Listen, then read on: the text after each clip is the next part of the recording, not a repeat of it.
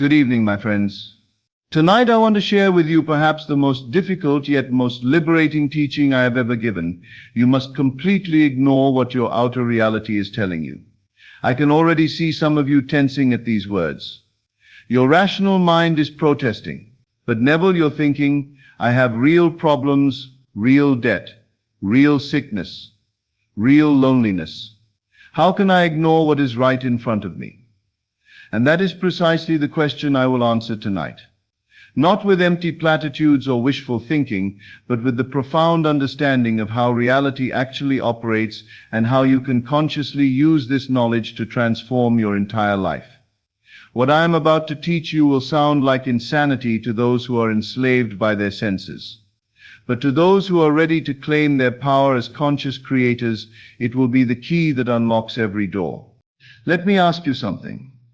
Who told you that what you see is more real than what you imagine? Who gave your eyes the authority to dictate what is possible for you? Who decided that the numbers in your bank account have more power than the feelings in your consciousness? You have been hypnotized since childhood to believe that the physical world is the ultimate reality, that what you can touch and measure and verify with your senses is the truth, and everything else is merely fantasy or delusion. This is the greatest lie ever told to humanity. And as long as you believe it, you will remain imprisoned by circumstances, forever reacting to a world that seems to impose itself upon you. The truth is this: what you call your outer reality is not reality at all. It is a photograph of the past. It is a frozen moment reflecting consciousness that you held yesterday, last week, last year. It has no power to create your future unless you give it that power by continuing to react to it as though it were the ultimate truth. I knew a man who was so imprisoned by his outer reality that he could not even conceive of change. His business had failed. His marriage had ended. His health was deteriorating. Every day he would wake up and survey this wreckage. And every day he would say, "This is my life. This is what is real. This is what I must accept." And I said to him, "You are not accepting reality. You are creating it. Every moment you spend focused on these conditions, every thought you give to these circumstances, every feeling of hopelessness you indulge, you are impressing upon your consciousness the very state that will perpetuate these conditions." But these things actually happened. He protested. My business did fail. My wife did leave. My body is sick. These are facts. They are facts about what has already been created. I replied, they are the harvest of seeds you planted in consciousness in the past. But right now, in this very moment, you are planting new seeds. The question is, are you planting seeds of the same barren crop? Or are you planting seeds of a new and abundant harvest? You see, your outer reality is nothing more than the manifested result of your former states of consciousness. It is not happening to you, it is happening from you. And the moment you understand this, you gain the power to change it. Here is the principle that will set you free. Your consciousness is the only creative power in your universe.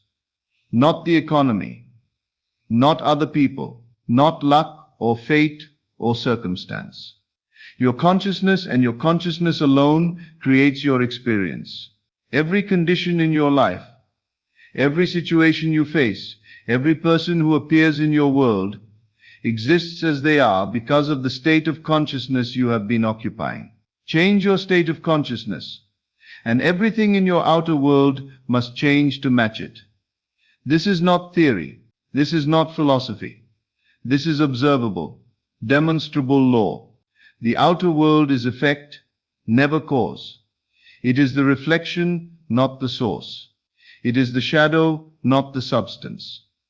When you look in a mirror and see an image you don't like, you do not try to change the mirror. You recognize that the mirror is simply reflecting what stands before it. If you want to see a different image, you must change what is standing before the mirror. Your outer reality works exactly the same way. It is a perfect mirror reflecting your consciousness. If you want to see different circumstances, you cannot change the reflection directly. You must change the consciousness that is creating the reflection. A woman came to me who had been trying to manifest a new job for over a year. She had applied to hundreds of positions. She had networked tirelessly.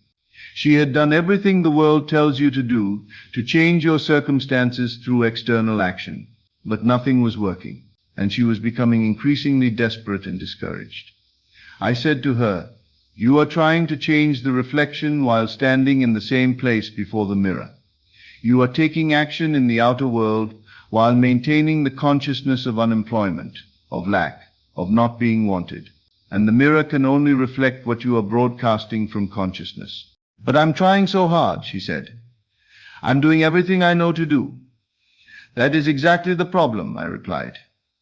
Your trying, your effort, your desperate action, all of this confirms to consciousness that you do not have what you desire. You are standing before the mirror as an unemployed person desperately seeking employment. The mirror must reflect that reality back to you. I taught her to stop trying to change the outer world and to instead change her consciousness. You must assume you are already employed in your ideal position. I said, you must feel it, think from it, move through your day with the quiet confidence of someone who is already successfully employed. She struggled with this at first. How could she feel employed when she was clearly not employed? How could she ignore the daily rejections, the mounting bills, the concerned questions from family members? But I explained those rejections are reflections of your former state. They are old news, already on their way out. Right now you can occupy a new state, the state of being employed, of being valued, of being successful. And as you persist in this new state, the mirror must change. It has no choice. She committed to this practice. Every morning she would spend time in consciousness as an employed person. She would feel the satisfaction of meaningful work, imagine conversations with colleagues, experience the security of steady income. And throughout her day, whenever evidence of unemployment appeared, she would recognize it as old reflection and return to her assumption. Within 3 weeks, she received an unexpected call from a company she had interviewed with months earlier. They had created a new position specifically suited to her skills and wanted her to start immediately. The job was better than anything she had been applying for. The mirror had changed because she had changed what was standing before it. Now this is where most people fail in their manifestation attempts. They understand the principle intellectually. They grasp that consciousness creates reality. But when faced with concrete evidence that contradicts their desire, they cave. They let the outer reality dictate their inner state. They affirm abundance in the morning, but when the bills arrive in the afternoon, they panic. They visualize health at night, but when symptoms persist in the morning, they despair. They assume love in meditation, but when they face another lonely evening, they resign themselves to their fate. This is giving ultimate authority to the outer reality. This is bowing before the false god of physical evidence. This is allowing the mirror to tell you who you are instead of you telling the mirror who you are. To successfully ignore outer reality requires tremendous courage. It requires that you remain loyal to your unseen assumption even when everything visible contradicts it. It requires that you give more weight to your imagined reality than to your perceived reality. Let me tell you about a gentleman who demonstrated this courage perfectly. He had been diagnosed with a condition that doctors told him was irreversible and progressive. The medical evidence was clear. The symptoms were worsening. His prognosis was grim. Every expert, every authority, every piece of evidence told him the same thing. Accept this condition as your reality and learn to live with increasing limitation. But he refused. Not from denial, not from fear, but from understanding that the medical diagnosis was merely reporting on his former state of consciousness, and consciousness could change at any moment. He began to completely disregard the outer evidence. When symptoms appeared, he would observe them without giving them meaning or power. This is what was, he would say to himself. But what is now being created in consciousness is perfect health. He spent time each day dwelling in the consciousness of perfect health, not hoping for it, not working toward it, but assuming it, feeling it, thinking from it as though it were already his present reality. His doctors grew concerned. His family thought he was delusional, but he remained steadfast in his assumption, regardless of what the outer reality continued to show him. And gradually, impossibly according to medical understanding, his condition began to reverse. Tests that had shown deterioration began showing improvement. Symptoms that had been worsening began subsiding. Within a year, his doctors could find no trace of the condition they had declared irreversible. He had demonstrated the courage to disregard evidence. He had refused to let the outer reality be his master. And the outer reality, having no power of its own, had conformed to his inner assumption. So how do you actually do this? How do you ignore outer reality in a practical, sustainable way when you are surrounded by evidence that contradicts your desire? Let me give you the method I have taught thousands of people to use with remarkable success. First, you must understand that ignoring outer reality does not mean you pretend it doesn't exist. You acknowledge what you see, but you refuse to accept it as permanent or powerful. You see it as old news, as a fading photograph, as the dying echo of former consciousness.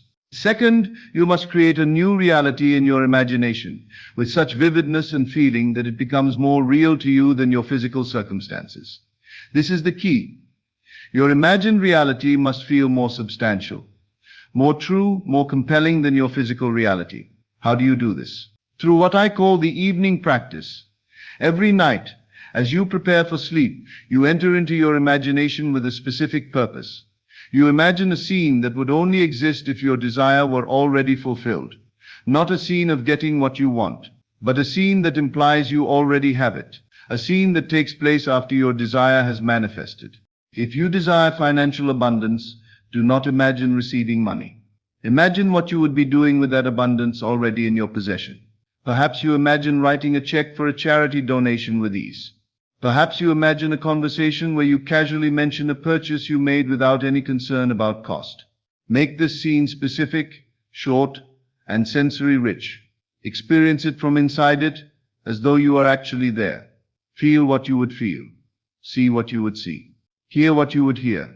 Make it so vivid that for those few moments, your physical circumstances fade away and this imagined reality becomes your reality. Do this every night without fail. Fall asleep in this imagined reality, in the feeling of the wish fulfilled. This impresses your consciousness with your new assumption. This plants the seed of your new reality. But here is where most people stop. And this is why they fail. The evening practice plants the seed. But you must nurture it throughout the day. Throughout your waking hours, you must practice thinking from your new assumption rather than from your current circumstances. When you face evidence that contradicts your desire, you must consciously label it as old reality and return your attention to your new assumption. If you desire abundance but receive a bill in the mail, instead of reacting with worry, you recognize this belongs to the old reality. In my new reality, I am abundantly supplied. Then you deliberately return to the feeling of abundance. If you desire health but experience symptoms, instead of fearing the worst, you recognize this is the fading echo of former consciousness. My new reality is perfect health. Then you return to the feeling of vitality. This is not denial. This is conscious selection of which reality you will feed with your attention and feeling. Because whatever you feed grows, and whatever you starve dies. Now you may be wondering, if I ignore my outer reality and dwell in my imagination, how will my circumstances actually change?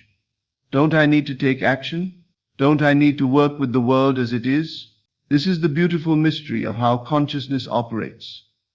When you dwell persistently in a new state of consciousness, pathways open that were invisible from your former state. Opportunities appear that could not have appeared before. People say and do things that create circumstances you could never have orchestrated consciously. I call this the bridge of incidents. You do not need to figure out how your desire will manifest.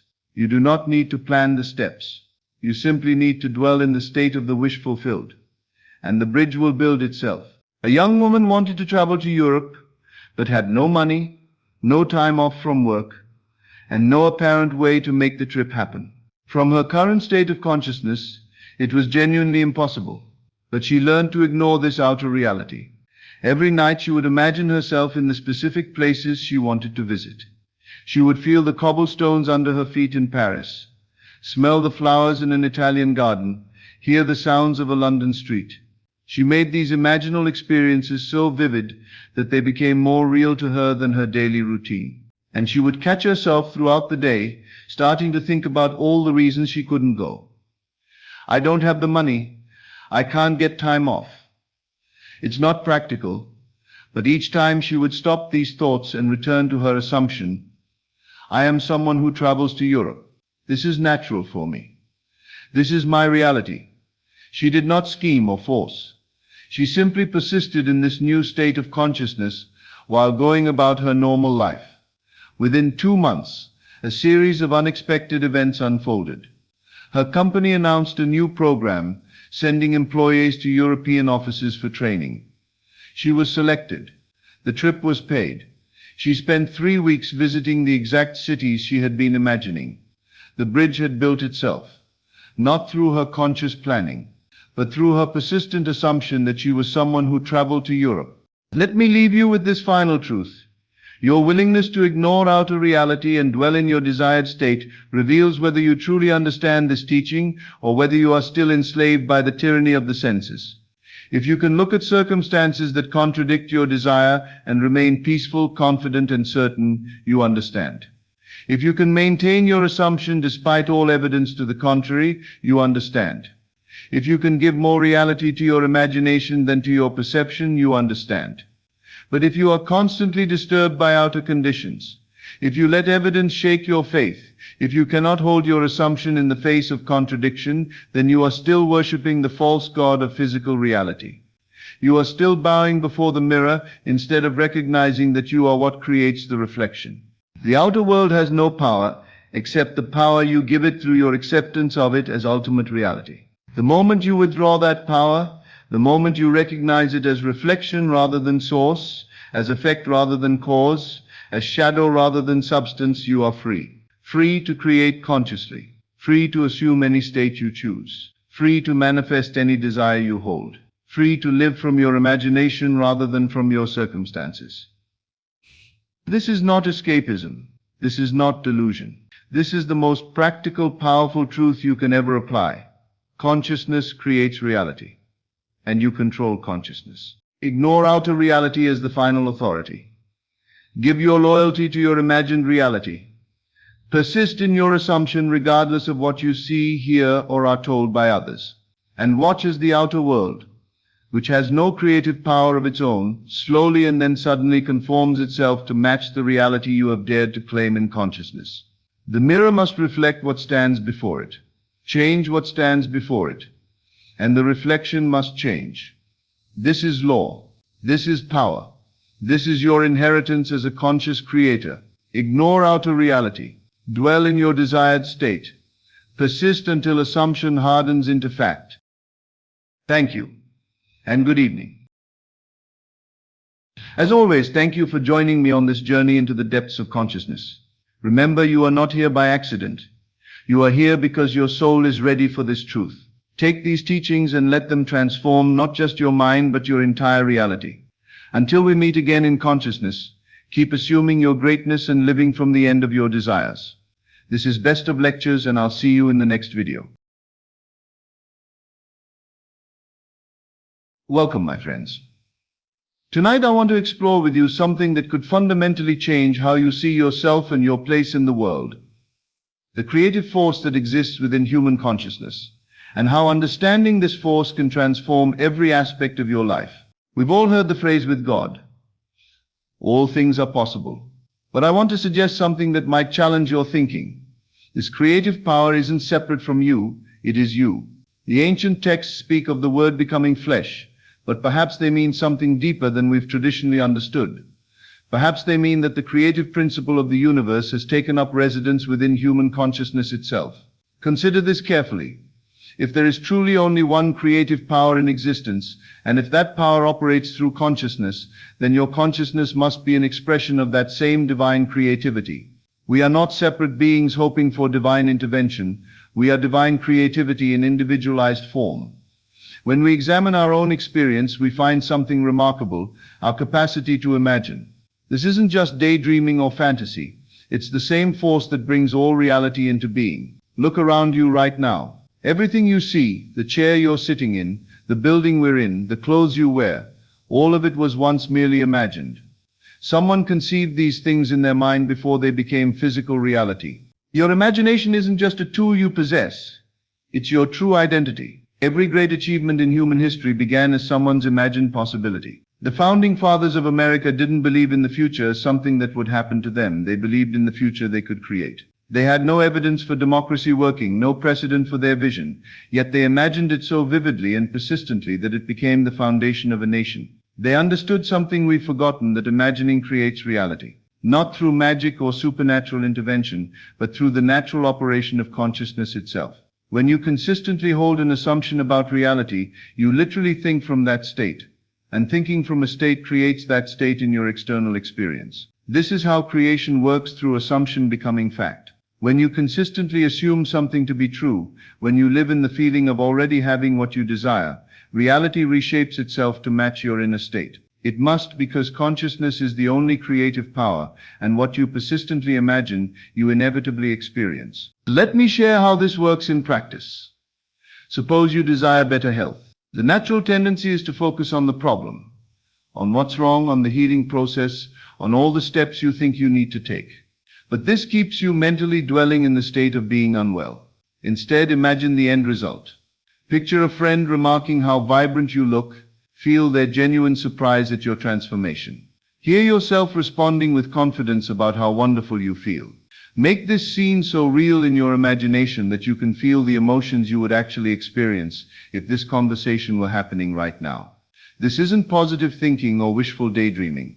This is you operating the creative mechanism of consciousness itself. You're not trying to change the outer world directly. You're changing your inner state, and the outer world must conform to match it. The same principle applies to any desire. Want a better relationship? Don't imagine finding someone. Imagine already being in the loving relationship you desire. Want career advancement?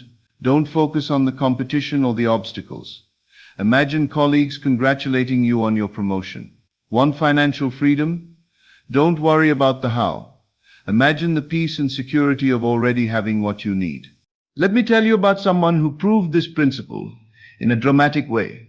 This person desired to own a particular building in their city, but had no money for such a venture.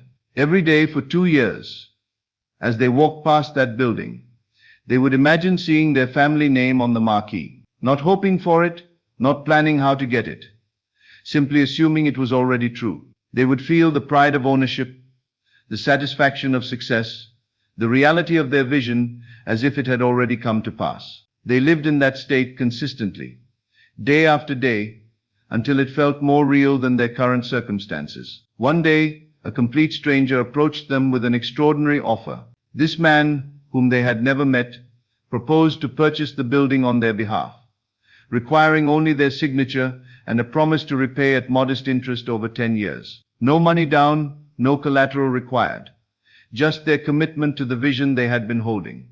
That business venture grew into a multi-million-dollar enterprise that eventually expanded across multiple locations. When the building was finally sold decades later, it brought nearly 20 times the original purchase price. The stranger who made it all possible became a lifelong friend, and upon his death left substantial wealth to the family as a gesture of appreciation for their integrity. This stranger appeared at exactly the right moment because consciousness had arranged all the necessary circumstances. When you change your inner state, the outer world must provide the bridge of incidents to make your assumption into fact. The person didn't attract this opportunity through networking or business acumen. They created it through sustained imaginative assumption. This creative power operates through what I call living in the end. Instead of focusing on how your desire might come about, you jump to the final result and make that your dwelling place in consciousness. You assume the feeling of the wish fulfilled and persist in that assumption until it becomes your natural state. Think about this. If you truly believed you already possessed what you desire, how would you feel right now? How would you move through your day? What kind of confidence would you have? What conversations would you be having with yourself and others? This is the state you want to cultivate and maintain. The challenge is that your current circumstances will seem to contradict your assumption. Your senses will tell you nothing has changed. Your rational mind will argue against the reality of your vision. But this is where faith becomes practical. Not blind faith, but intelligent persistence in a principle you can test and verify through experience. This principle extends far beyond personal desires. You can use this creative power on behalf of others without their knowledge or permission. See your unemployed friend gainfully employed. Imagine your struggling neighbor prospering. Feel the reality of their success as clearly as you would your own. I once knew someone whose colleague was about to be fired for poor performance. Instead of offering advice or trying to intervene directly, he simply began imagining this person being praised by their superiors for excellent work. He would sit at his desk and clearly hear the management team discussing this colleague's valuable contributions. Within days, the situation completely reversed. The person who was about to be terminated was suddenly being commended for innovative ideas and exceptional performance. The shift was so dramatic that the colleague himself was amazed, though he never knew about the imaginative work being done on his behalf. When you truly understand that consciousness is the only creative power in the universe, you realize that everyone you encounter is connected to your own creative capacity. Helping others rise is helping yourself rise, because at the deepest level there is only one consciousness appearing as many. With this understanding comes tremendous responsibility. You are constantly imagining, constantly creating through your assumptions about yourself and others. The question isn't whether you're using this power, you're always using it. The question is whether you're using it consciously and constructively. If you spend your days assuming limitation, lack, and problems, you're creating more of the same. If you read the news and dwell on all the negative possibilities, you're feeding your consciousness with exactly what you don't want to experience. If you assume abundance, possibility, and solutions, you create those instead. Your outer world is always a perfect reflection of your inner assumptions. Most people create unconsciously, reacting to circumstances rather than creating them. They imagine what they fear more vividly than what they desire. They assume their limitations are permanent and their problems are insurmountable. Then they wonder why their circumstances never improve. But once you understand this principle, you can begin creating deliberately. You can choose what to imagine. You can select which assumptions to maintain. You can decide what kind of inner state to cultivate, knowing that your outer world will inevitably conform to match it. The technique is elegantly simple. Each night before sleep, when your conscious mind is naturally relaxed and receptive, construct a brief scene that would naturally occur if your desire were already fulfilled. Make it simple, make it specific, and make it feel completely real. If you desire marriage, imagine wearing a wedding ring and feeling its weight on your finger as your beloved placed it there. If you want career success, imagine a colleague congratulating you on your achievement. If you seek healing, imagine your doctor expressing amazement at your recovery. The key is to feel the reality of the scene, not just visualize it. Feel the emotions you would genuinely experience. Engage all your senses. Make it so vivid that for those moments, it feels more real than your current circumstances. Then sleep in that state. Let that feeling be the last thing in your consciousness as you drift off. Your subconscious mind will work throughout the night to arrange the circumstances necessary to make your assumption into fact. People often say, I tried imagining and nothing happened. But when I investigate, I find they imagined once or twice and then returned to their old patterns of thought. They imagined what they wanted while continuing to assume what they didn't want. Consistency is crucial. You must persist in your new assumption until it becomes natural to you. This might take days, weeks, or even months, depending on how deeply rooted your old beliefs are. But if you remain faithful to your vision, it must manifest, because consciousness is the only creative power. Another common mistake is trying to figure out how the desire will be fulfilled. Your job isn't to create the path. Your job is to maintain the state. Consciousness will provide the bridge of incidents, the series of events that will lead to the manifestation of your assumption. Your task is simply to remain faithful to the end result. As you practice this principle, you'll begin to understand something profound about the nature of reality itself. What we call the physical world is actually consciousness made visible. Every person, every object, every circumstance is consciousness in expression. This means that when you change your state of consciousness, you're not trying to manipulate an external world, you're literally changing the fundamental substance of which your experience is made. Reality isn't fixed and independent of you, it's fluid and responsive to your imaginative assumptions. This is why the ancient teachings speak of God becoming human, not as a historical event but as an ongoing truth about the nature of consciousness itself. The creative power of the universe operates through human imagination, and when you consciously align with this power, you become a co-creator of reality. Don't think of yourself as a limited being, hoping for divine favor. Recognize yourself as divine consciousness, individualized. You don't need to earn the right to create your experience. It's your natural birthright. You don't need permission from others to assume the state you desire. You need only your own decision. This isn't arrogance or delusion. It's recognition of what you truly are. Every person carries the same creative power, though most remain unconscious of it. When you awaken to your true nature and begin operating consciously as a creator, you're not claiming superiority over others. You're simply remembering what everyone is capable of when they understand their true identity. Tonight, I challenge you to test this principle. Decide what you truly want to experience in your life. Create a simple scene that implies its fulfillment. Feel the reality of that scene with all the sensory vividness you can muster. Then persist in that assumption, regardless of what your current circumstances seem to suggest. Don't be discouraged if change doesn't happen immediately. The greater the change you're assuming, the more time it may take for reality to reorganize itself around your new state. But if you remain faithful to your vision, if you truly live in the end, your assumption will harden into fact. Remember, you are not a victim of fate or circumstance. You are the operant power of consciousness itself. Use this power wisely. Use it lovingly and discover for yourself the truth that has been hidden in plain sight. Within you lies the creative force that spoke the universe into existence. The invitation stands before you. Will you continue creating unconsciously through worry and limitation, or will you begin creating consciously through imagination and assumption? The choice, as always, is yours to make. Thank you for your attention tonight. Go forth and create consciously. Thanks for watching Best of Lectures. Hope this gave you something to think about. If you enjoyed it, hit subscribe for more lectures on consciousness, potential, and life's deeper questions. Drop a comment and let me know what you think. I love hearing from you. Please subscribe for more transformative content, and I'll see you in the next video. The world is a reflection of what we assume to be true, whether conscious or unconscious. Every belief, no matter how small, contributes to the creation of the life we experience. Our assumptions, when held with intensity, attract the corresponding conditions into our lives. This process is not some mystical force, but a fundamental law that governs the universe.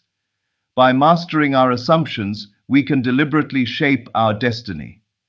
This principle is simple yet profound. What we think about consistently is what we bring into existence. Our world responds to our inner reality, and by altering our thoughts, we alter the course of our lives. This law operates at all times, whether we are aware of it or not. It is not about what we want, but what we believe to be true. In this process, imagination plays a crucial role. Imagination is not just a fantasy. It is the key to unlocking our desired future. When we vividly imagine our desires as already fulfilled, we send a powerful signal to the universe. This signal aligns with the energy needed to manifest the outcome. The mind does not distinguish between what is real and what is imagined, making this an incredibly potent tool. When we saturate our minds with the image of our ideal reality, it starts to become our dominant thought. Our dominant thoughts shape our emotions, which then influence our actions. By focusing on what we wish to manifest, we begin to attract circumstances that reflect those desires. The more we dwell on positive assumptions, the quicker they materialize. This is not a mere exercise in wishful thinking. It is an active creative force. Our inner state becomes the blueprint for the outer world. One of the most powerful tools in this practice is the art of assumption. Assumption means to take for granted that the thing we desire is already ours. We must embody the feeling of having already received our desires as though they are already a reality. This assumption creates a magnetic pull that attracts circumstances and opportunities that align with that state of being. When we assume our desires are already fulfilled, we enter into resonance with them. This resonance acts as a vibrational match that attracts experiences of the same frequency. Assumption eliminates doubt and opens the door to infinite possibilities. It shifts the mind from a place of lack to one of abundance. The key is to persist in the assumption, even when external circumstances suggest otherwise. The moment we let go of doubt, the law begins to work in our favor. We must also understand the importance of feeling. Feeling is the bridge between the mind and the manifestation. Without the emotional charge, the assumption lacks the power to attract the desired outcome. The emotions you feel while assuming a desire to be already fulfilled are the energetic fuel for the manifestation process. These emotions are what draw the circumstances into your experience. It is not enough to think about your desire. You must feel it as if it is already true. When your feelings align with your assumptions, the process of manifestation accelerates. Feeling a sense of gratitude, joy, and satisfaction as though your desire is already in your life will draw it nearer. The stronger the emotion, the more powerful the assumption becomes. This creates a dynamic feedback loop where the feelings reinforce the thoughts and the thoughts fuel the emotions. The law of attraction responds to the vibration of your thoughts and feelings, and it is always working regardless of your awareness. This universal law is not selective. It does not judge whether your thoughts are good or bad, positive or negative. It simply responds to your vibrational state. If you consistently focus on lack, you attract more lack. If you focus on abundance, you will draw more abundance into your life. It is not about hoping or wishing for something to change. It is about embodying the state of being you desire. When you believe that you are already abundant, the universe reflects this belief back to you. The law is neutral. It simply brings into your life that which matches your internal state. Patience is key when applying these principles. Often we expect instant results, but the universe operates on its own timeline. The energy you put out today may take time to manifest in the physical world. However, this does not mean that progress is not occurring. Every thought, every assumption, every feeling contributes to the unfolding of your desires. Even when you cannot see immediate results, trust that the process is in motion. The more you persist in your assumptions, the more you align with the reality you wish to create. Trust in the law and know that everything is unfolding according to the perfect timing for you. It is essential to let go of resistance. Resistance comes in many forms, such as doubt, fear, or impatience. These negative emotions block the flow of energy and slow down the manifestation process. When you resist what is, you are not in alignment with your desired outcome. Accepting the present moment without judgment is crucial to attracting what you desire. Trust that the universe is working on your behalf, even when you cannot see the results immediately.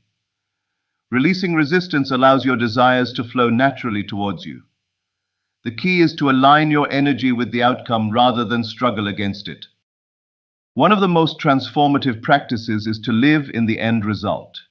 This means imagining and feeling that you have already achieved your desires, rather than focusing on the journey. The end result is the state of mind that attracts all that you want. By living in this end result, you align yourself with the reality you wish to create. This practice is a powerful way to shift your mindset and align your actions with your goals.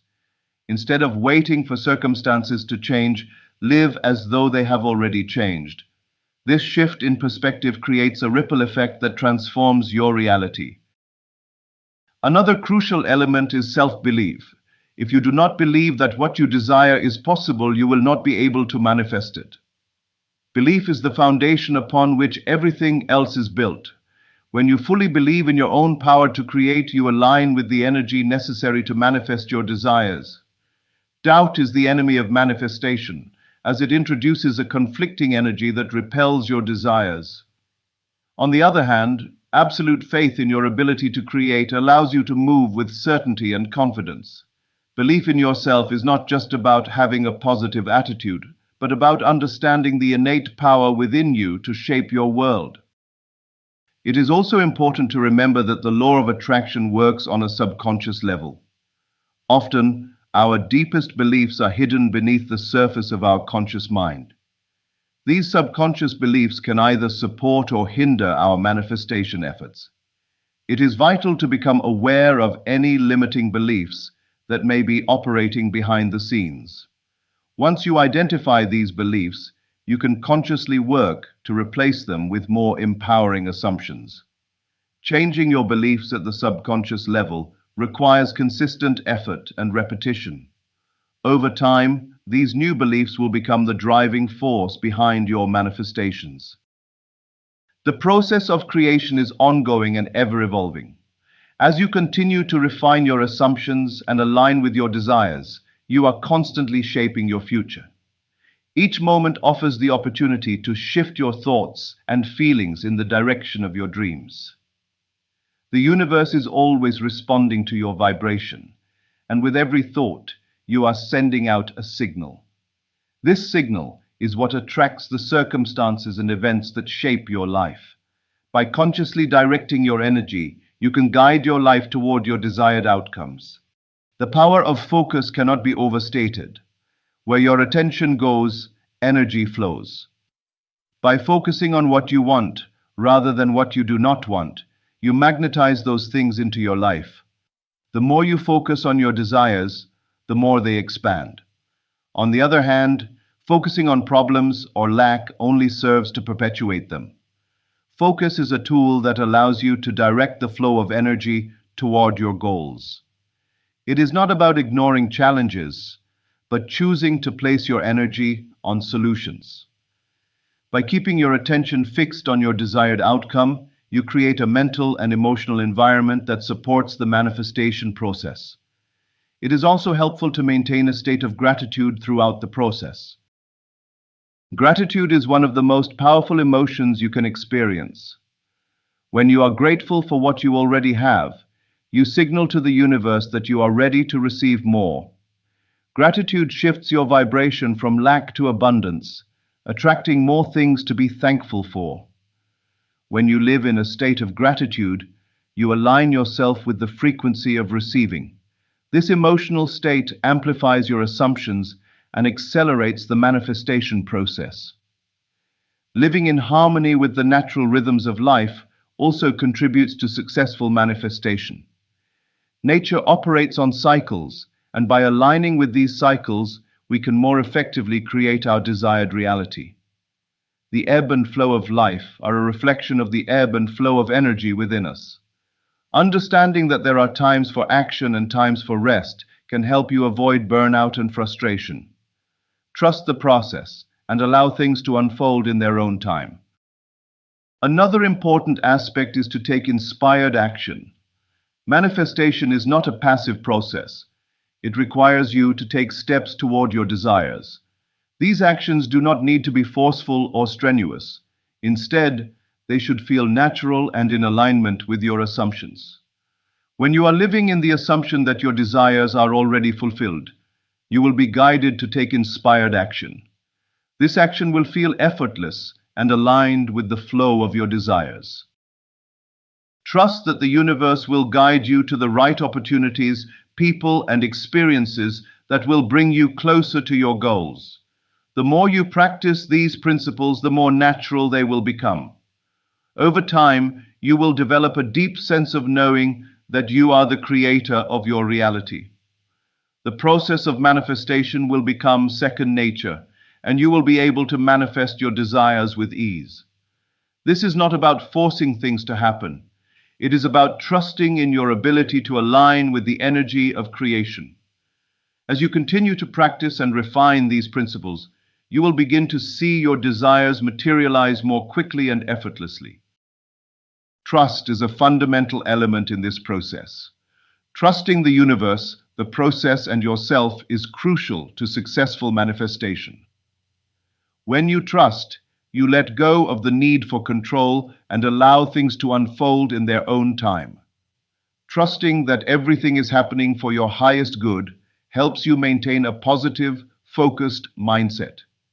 This trust is what allows the universe to work on your behalf, bringing you the opportunities and experiences that align with your desires. Your internal dialogue plays a significant role in the manifestation process. The words you speak to yourself shape your beliefs and your reality. If your internal dialogue is filled with negativity, doubt, or fear, These thoughts will manifest in your life. On the other hand, a positive, affirming internal dialogue reinforces your assumptions and accelerates the manifestation process. Speak to yourself as if your desires have already been fulfilled, and your reality will reflect this new belief. This simple shift in language can have a profound impact on the outcome of your desires. It is important to focus on the end result rather than the steps to get there. The how is not your concern. The universe has its own way of bringing about the desired outcome, and often it is beyond your imagination. By focusing on the end result, you align yourself with the energy of that outcome, which then draws the necessary circumstances into your life. Trust that the universe knows how to deliver what you want in the most efficient way possible. Let go of any attachment to the process and focus solely on the end result. The law of attraction works at all times, not just when we are consciously thinking about our desires. Our subconscious mind is constantly at work, drawing experiences into our lives based on our deep-seated beliefs. By shifting these subconscious beliefs, we can change the course of our lives. This is why it is important to be mindful of our thoughts and assumptions at all times. The more we focus on what we desire, and the more we embody the feeling of having it, the more we will attract it into our lives. A key to successful manifestation is to practice consistency. Like any skill, manifestation requires practice and consistency. The more you consistently focus on your desires, the more natural it becomes to assume that they are already true. The more you feel the emotions of having your desires fulfilled, the more powerfully you attract them into your life. Consistency creates momentum, and with momentum comes the rapid manifestation of your desires. Whether you are visualizing, affirming, or simply living in the assumption, consistency is essential to success. It is essential to release attachment to the outcome. When you are overly attached to how and when your desires will manifest, you create resistance. This resistance blocks the flow of energy and slows down the manifestation process. Detach from the outcome and trust that it will come to you in the right way and at the right time. The more you let go of attachment, the more freely the universe can deliver your desires. This is about trusting the process and having faith that everything is unfolding for your highest good. The law of attraction is always in motion. It does not wait for the right circumstances, nor does it hesitate based on external appearances.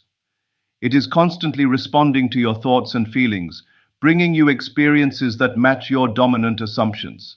If you focus on love, abundance, and success, the universe will deliver those things to you.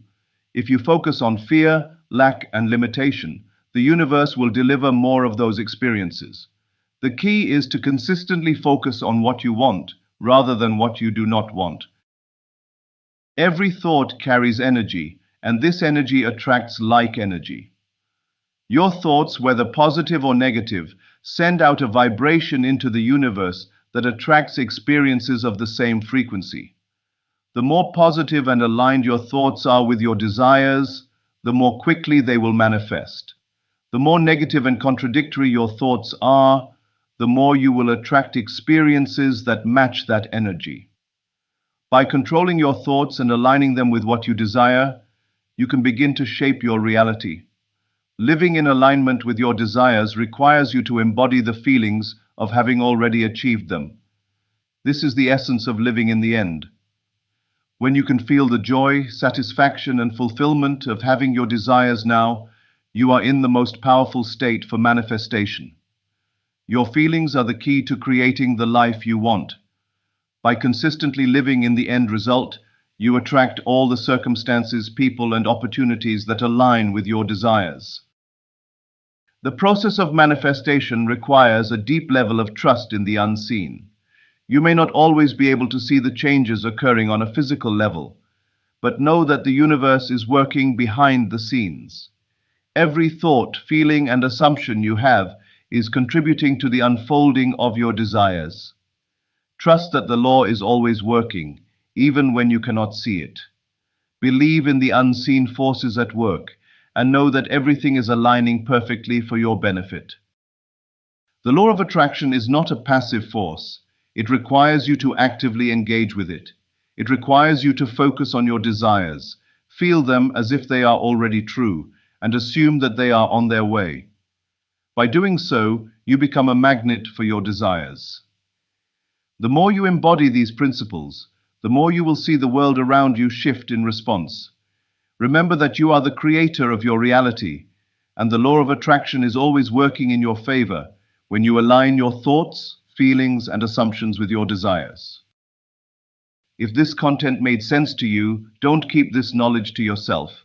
Share this video with someone who needs to hear this message. Help others see that they too have the power to transform their financial reality. And remember, this is just the beginning. Subscribe to the channel to continue receiving content like this, which will help you grow, evolve, and achieve the life you deserve. Leave your comment below, telling us how you plan to put this into practice, and let's build a community focused on prosperity and transformation together.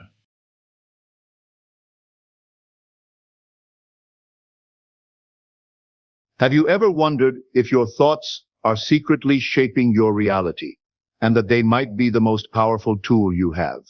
What if every fleeting idea, every hidden belief, is already building your future, moment by moment? Tonight, we get to take that power back. I'm going to show you how to turn your thoughts into your greatest ally, so you can create the life you actually want, on purpose and at full power. We've all heard the phrase mind over matter, but what if I told you this isn't just a motivational saying? It's actually the very heart of what we call the law of attraction. Tonight, we're going to explore the extraordinary power you have to manifest your dreams through the deliberate direction of your thoughts. Yes, it really can be that simple. You see, harnessing the power of your own thoughts may very well be the key to realizing your wildest aspirations. You're not just a passive observer of your life's circumstances. You're the active architect of your experience. And every single thought you entertain serves as a blueprint for what's to come. So I invite you to open your minds as we embark on this fascinating journey into the world of manifestation, where your thoughts are truly about to become your reality. In the realm of personal development, you will find that your thoughts have an impressive power to shape your reality. You are not just a passive recipient of circumstances, you are the active creator. Every thought you entertain is a seed that can grow into a reality. It's up to you to cultivate positive, empowering thoughts and weed out the negative ones. Imagine your thoughts as invisible architects designing your future. They are not just idle musings, they have real, tangible consequences. You might not see the immediate effects, but rest assured, they are at work. Every thought you hold, every belief you harbor, serves as a blueprint for your life.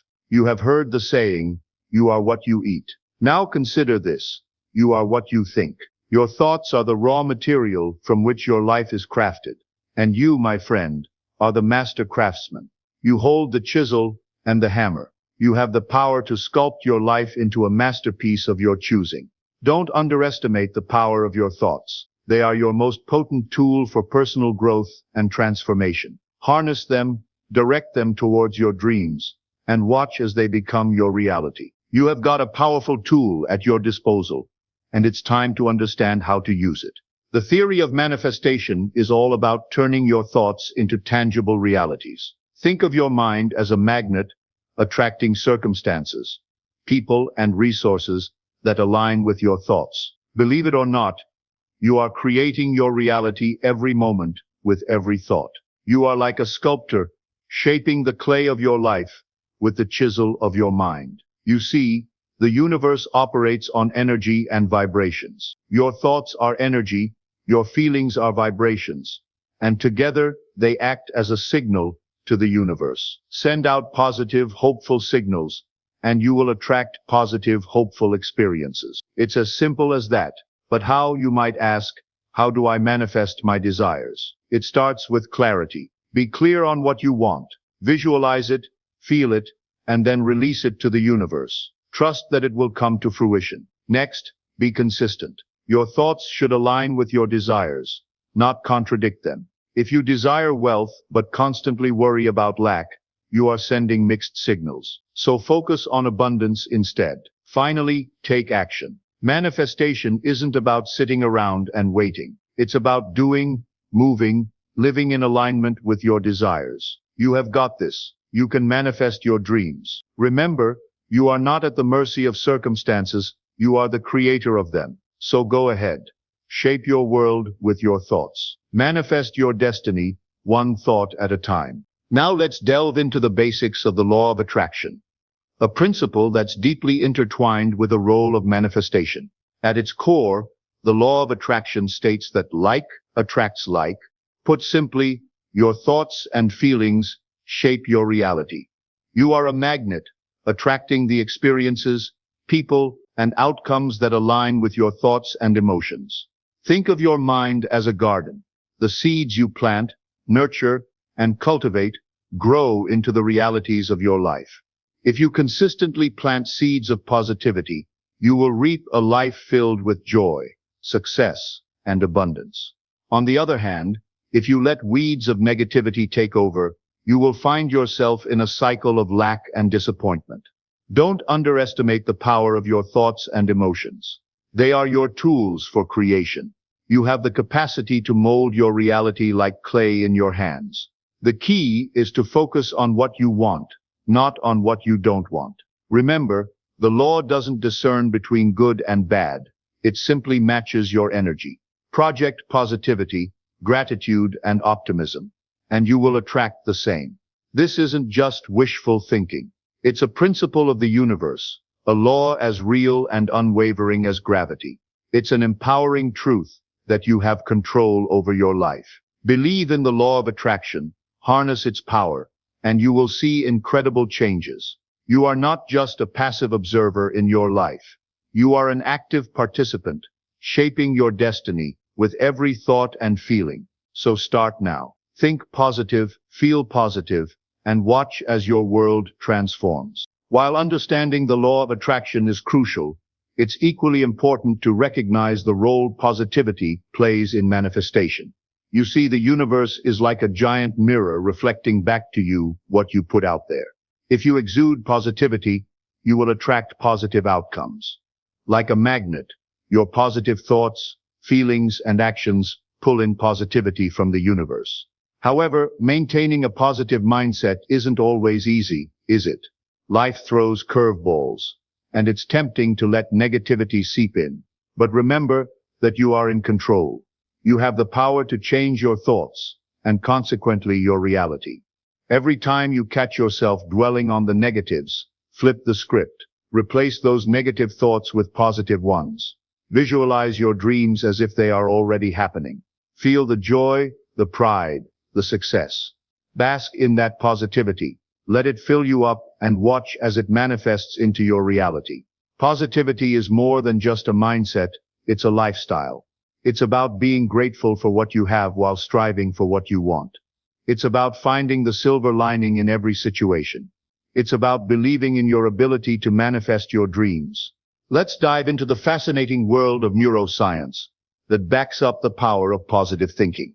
Believe it or not, your thoughts have a significant impact on your brain structure and function. When you engage in positive thinking, you are actually fostering changes in your brain that can improve your health, happiness, and overall well-being. You see, your brain isn't a static organ, but a dynamic one constantly changing and adapting. This concept, known as neuroplasticity, is the key to understanding the power of your thoughts. When you think happy ideas on a regular basis, you are developing new neural connections and reinforcing old ones. This can enhance your cognitive abilities, boost your mood, and even help protect against mental health disorders. Furthermore, positive thinking helps trigger the release of feel-good neurotransmitters like dopamine and serotonin. These chemicals not only make you feel happier, but also contribute to a host of beneficial effects, such as better sleep, improved focus, and reduced stress levels. You are essentially training your brain to be more positive, and the more you practice, the better you will get. It's like building a muscle. The more you work out, the stronger it becomes. So don't underestimate the power of positive thinking. It's scientifically proven to change your brain for the better. In a nutshell, your thoughts have the power to shape your reality.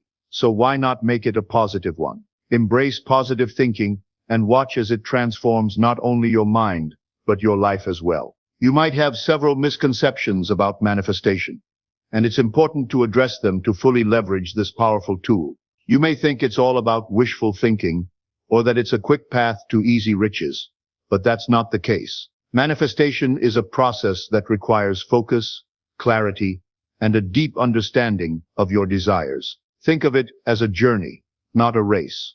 It is not about immediately attaining what you want, but about connecting your thoughts and actions with your desires. This process takes time, effort, and patience, but don't be disheartened.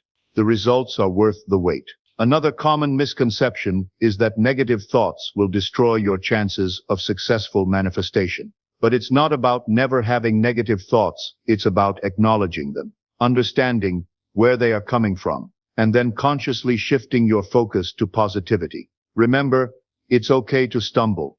It's okay to have doubts. What's important is that you don't dwell there. Lastly, manifestation isn't a magic trick. It's a practice. It's a process of aligning your thoughts, your actions, and your energy with your desired outcome. It's about taking responsibility for your life and creating what you want.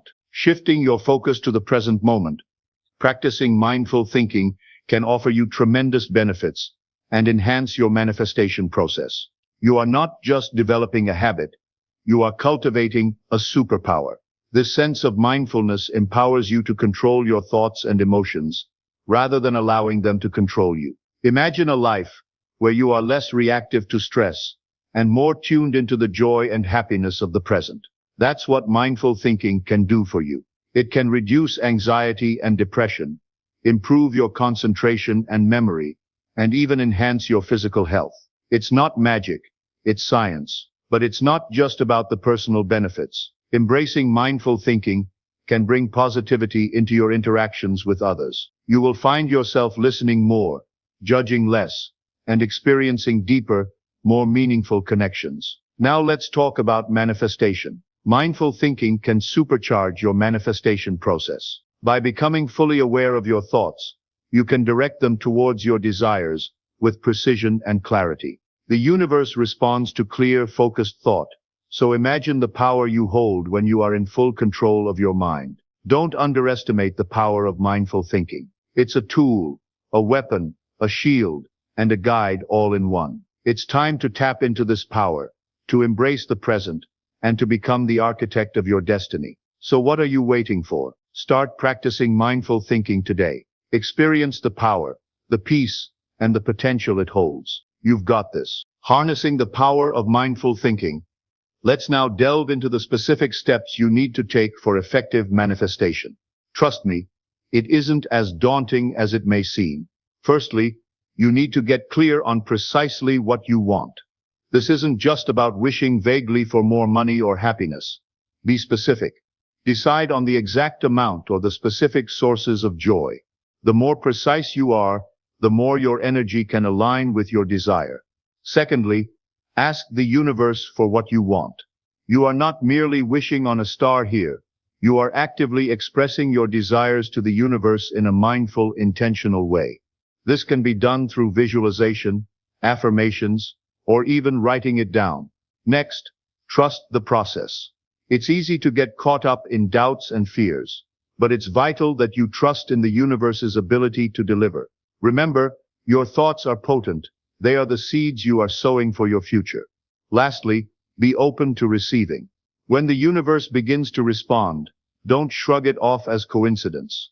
Embrace it, thank the universe for it. This step is crucial in sustaining the manifestation process. So there you have it, your roadmap to effective manifestation. It's not about sitting back and waiting for things to magically appear. It's about taking control, setting clear intentions, and trusting in the power of your thoughts.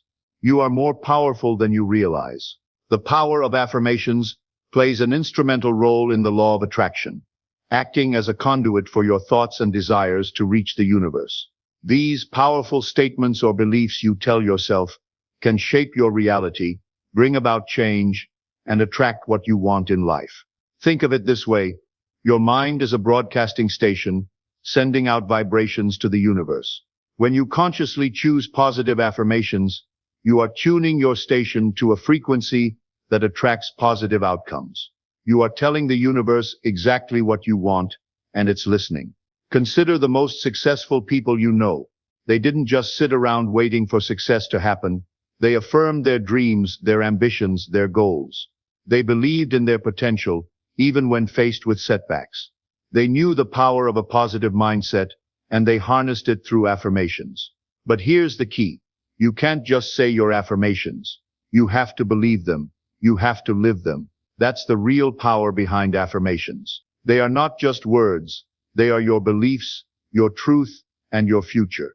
When you embrace this power, you become a magnet for what you desire. So start today. Craft your affirmations, believe in them, live them. You will find that the universe responds in kind, bringing you closer to your dreams. On the flip side, if you let negative thoughts creep in, they can pull you away from your desired path and manifest unwanted outcomes in your life. Just like a small pebble can create a ripple effect in a pond, one negative thought can impact your entire day, week, or even your life. But you are stronger than that. You can change your thoughts and in turn, change your life. Negative thoughts are powerful, but so are you. You have the ability to control your thoughts and hence your destiny. It's not always easy, but it's entirely possible. Negative thoughts can make you feel stuck, but remember, you are not a tree. You can change your thinking and shift your focus from the negative to the positive. When you dwell on negative thoughts, you are actually giving them power to dictate your actions. But what if you divert that energy towards positive thinking? You will not only feel happier, but you will also find yourself attracting more positivity into your life. It's a simple equation. The more you focus on the negative, the more negativity you attract. The more you focus on the positive, the more positivity you attract. In spite of your doubts and fears, you can conquer them and effectively transform your life. It's all about mindset. Recognize that these aren't concrete obstacles, but mental blocks that you have built up over time. They are not a part of you, but rather something you have the power to change. You must first acknowledge your fears, as this is the first step towards overcoming them. Don't push them away or ignore them. Confront them head on. Look them in the eye and say, I see you, and I will change you. Use them as fuel to propel you forward, not as an anchor holding you back.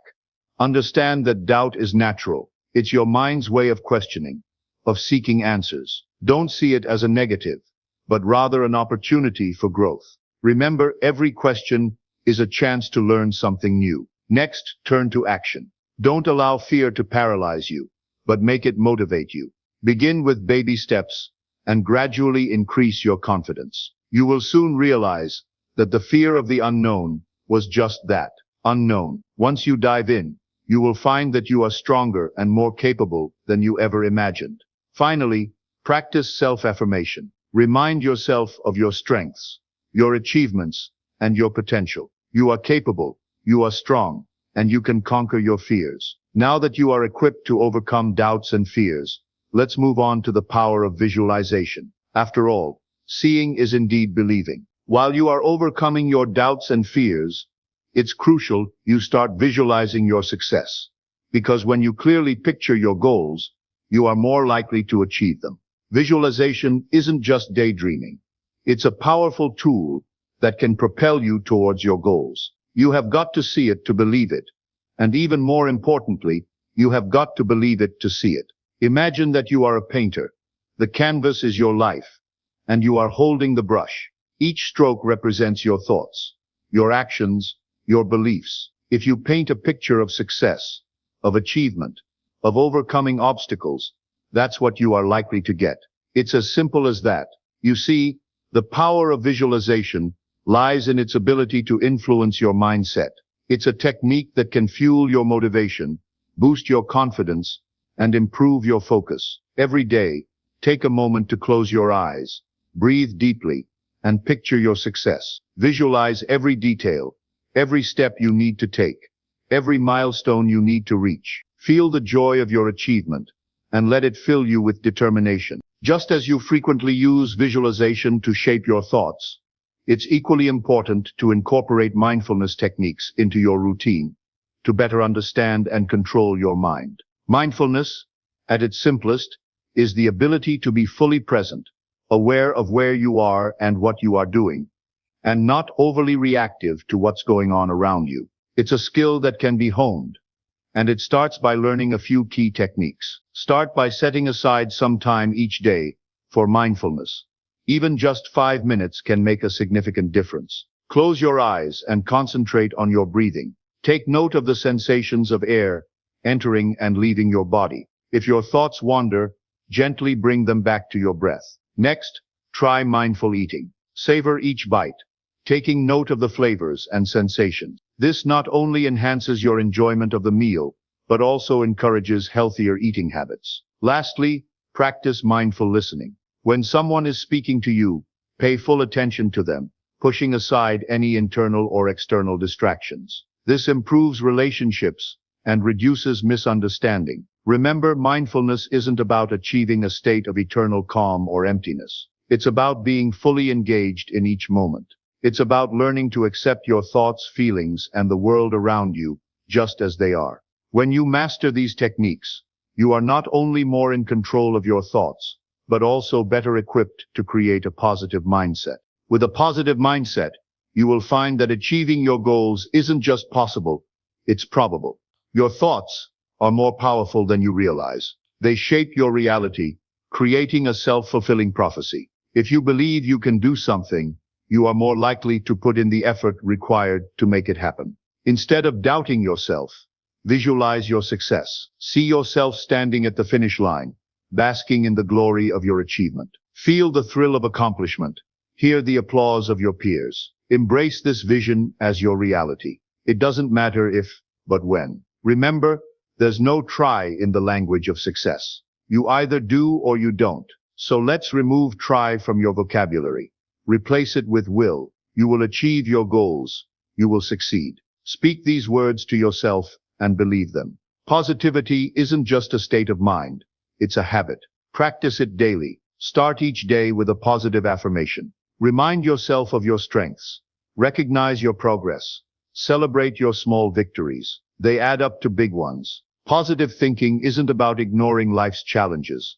It's about overcoming them with a spirit of optimism. Sure, there will be obstacles, but they are not roadblocks. They are stepping stones. Each one takes you closer to your goal. Believe in your potential. Have faith in your abilities.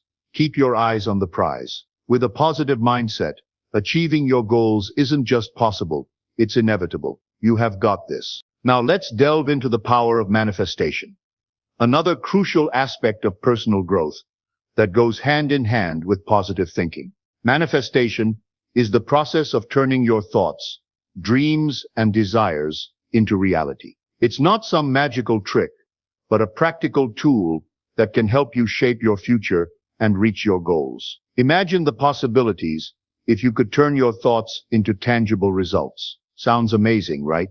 Now you might wonder, how does this work? It's simple. As I said earlier, your mind is a powerful tool. When you focus your thoughts on something you desire, you are sending a message to the universe. You are telling it what you want. This is the first step towards manifestation. You are setting an intention. But here's the thing. You can't just think about it. You have to believe in it. You need to live as if your dream is already a reality.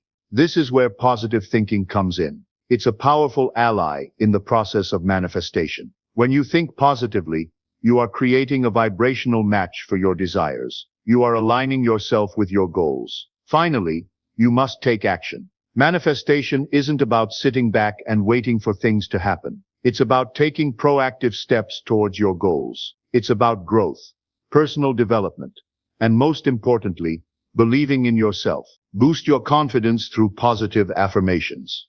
Those powerful tools of self-talk can significantly boost your confidence and aid in manifesting your dreams. They are not some new age mumbo-jumbo, but proven psychological strategies that help reshape your subconscious thoughts and behavior. You are a powerful, capable being, and these affirmations serve to remind you of that. Can you imagine? Just by repeating positive, empowering phrases to yourself, you can break the cycle of negative self-talk. This isn't a fanciful idea, it's backed by science. By regularly practicing positive affirmations, you are rewiring your brain to believe in your abilities and value, and that's where the magic happens. Let's think about it this way. You are the captain of your ship, steering yourself through the vast ocean of life. There are storms and rough waters, but you have got the wheel and you are in control. Positive affirmations are your compass, guiding you towards self-belief and confidence. But remember, you have got to be consistent. You can't just say these affirmations once and expect change. You've got to make it a habit.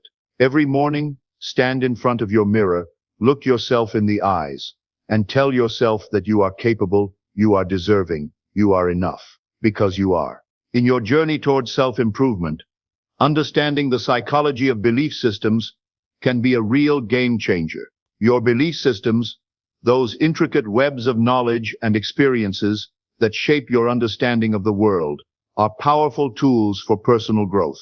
They are not just static, rigid structures. Instead, they are dynamic, adaptable, and entirely within your control. Think of your beliefs as mental maps guiding your actions. If you believe you are capable and deserving of success, you are more likely to behave in ways that lead to success. Conversely, if you believe you are destined for failure, your actions may reflect that. But here's the fantastic part. You can change your beliefs. You have got the power to rewrite those mental maps, to reshape your belief systems in ways that serve your growth. Start by challenging any limiting beliefs that hold you back.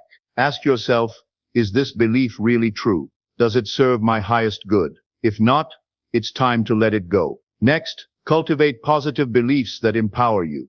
Believe in your potential, your worth, your ability to achieve your dreams. Affirm these beliefs daily, reinforcing them until they are deeply embedded in your psyche. Almost every aspect of your life is influenced by your thoughts. So it's essential you understand how to create your reality with them. Each thought you have is a tiny spark of creation, a seed that can grow into something beautiful or something destructive, depending on the energy you feed it with. But don't be overwhelmed. Rather, embrace this power you have within you. Consider this, you are the artist, and your thoughts are the brushstrokes that color your world. Your mind is a powerful tool, and just like any other tool, it's all about how you use it. Thoughts filled with positivity, love, and aspiration create a reality that mirrors these emotions. On the contrary, thoughts ruled by fear, doubt, or anger often manifest a world that reflects the same. You are not a passive observer in your life. You are an active participant. You have the power to shape your reality, to mold it into something that reflects your deepest desires and highest aspirations. It's a process, and it takes time, patience, and commitment, but it's entirely within your grasp. So think positively. Believe in the seemingly impossible. Dream bigger, because your thoughts have power. They have purpose, and they have the potential to transform your life. Start today. Start now. Create your reality with your thoughts. It's in your hands, it's in your mind, and it's within your reach. So keep this in mind. Your mind is a garden, and your thoughts are the seeds. You can either cultivate flowers or weeds. Accept the power of positive thinking. Use the law of attraction, and begin manifesting your desires. Believe in your potential. Affirm your confidence, and witness the magic unfold. After all, the reality you experience is the one you create with your thoughts.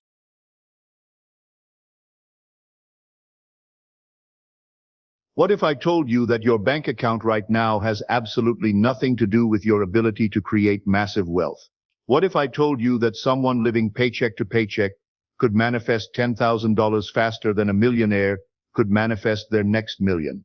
And what if I told you that everything you've been taught about money, work hard, save more, invest wisely, is actually keeping you trapped in financial struggle? Before we dive in, if you're ready to transform your relationship with money forever, comment below, "I'm ready for unlimited wealth." Let the universe know you're serious about this transformation. I know that sounds crazy, but in the next few minutes, I'm going to completely shatter everything you think you know about wealth creation. And I'm going to show you the one invisible force that creates all money in your life. By the end of this video, you'll understand why some people seem to effortlessly attract money while others work themselves to death and stay broke. More importantly, you'll know exactly which side you want to be on. But first, let me share something that might shock you. Did you know that 80% of millionaires are first-generation wealthy? That means they didn't inherit their money, they created it from nothing. But here's what's even more shocking. Most of them don't credit their success to hard work, education, or even luck. When researchers interview self-made millionaires, the number one factor they credit for their wealth is what they call mindset, or thinking differently. They operated from a completely different consciousness around money. Let me start with a story that changed everything for me, and will probably change everything for you too.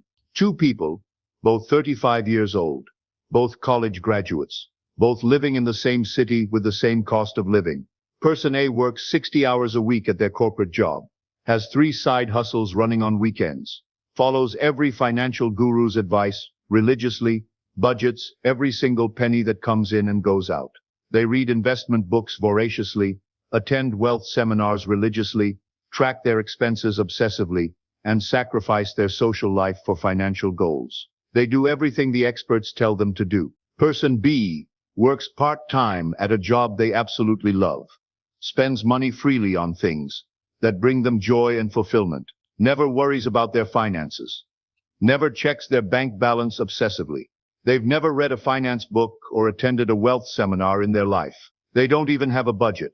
To most financial advisors, person B would be considered financially irresponsible. After 5 years, guess who has more money? If you guessed person A, the hard-working, disciplined, financially educated one, you'd be completely wrong. Person B not only has more money, they have 10 times more money. And here's the part that will blow your mind. Person B didn't inherit it, didn't win the lottery, didn't get lucky with crypto or stocks, didn't start with any advantages whatsoever. They came from the exact same middle-class background as person A. The only difference, and I mean the only difference, was what was happening in their consciousness around money. Person A was operating from what I call scarcity consciousness, the deep-seated belief that money is hard to get, that you have to work extremely hard for every dollar, that there's not enough to go around, that you have to sacrifice and struggle to be worthy of wealth, that rich people are either lucky or somehow morally compromised. Person B was operating from wealth consciousness, the absolute knowing that money flows easily and naturally to those who are aligned with it, that opportunities are everywhere waiting to be recognized by someone with the right awareness, that abundance is their natural birthright, that wealth is simply a reflection of their inner state of being, that money is a tool for good and they deserve to have plenty of it, and that consciousness difference created completely different financial realities. This is what I call the great money deception. And once you see it, you can never unsee it. Your entire relationship with money will transform forever. But before we go deeper, let me address something you might be thinking right now. You might be saying, this sounds too good to be true. This sounds like positive thinking nonsense. I've tried affirmations and vision boards, and they didn't work. And you're absolutely right to be skeptical, because what I'm about to share with you isn't about positive thinking or affirmations or pretending your problems don't exist. This is about understanding the fundamental nature of reality itself and how consciousness literally creates physical experience. Quantum physics has proven that consciousness affects physical reality at the most fundamental level. The observer effect demonstrates that the act of observation actually changes what's being observed. At the quantum level, particles exist in all possible states simultaneously until consciousness collapses them into a specific reality. This isn't philosophy or metaphysics. This is hard science. And if consciousness can affect reality at the quantum level, why would we assume it doesn't affect something as mundane as money? Here's the lie that's been programmed into all of us since we were children, reinforced by our parents, who learned it from their parents, taught in our schools, promoted by our society, and especially perpetuated by the financial industry itself, because it keeps them in business. We've been told that money comes from external effort alone. Work harder, get more money. Work smarter, get more money. Get more education, more skills, more connections, more experience. Get more money. Save more, invest more, budget more, sacrifice more, hustle more. The entire financial world operates on this fundamental assumption that money is created through external action and external action alone. And look, I'm not saying those things don't matter at all. External action is important. But here's what nobody tells you. Here's the secret that the financial industry doesn't want you to know, because it would put them out of business. All of that external action is completely powerless without the right consciousness behind it.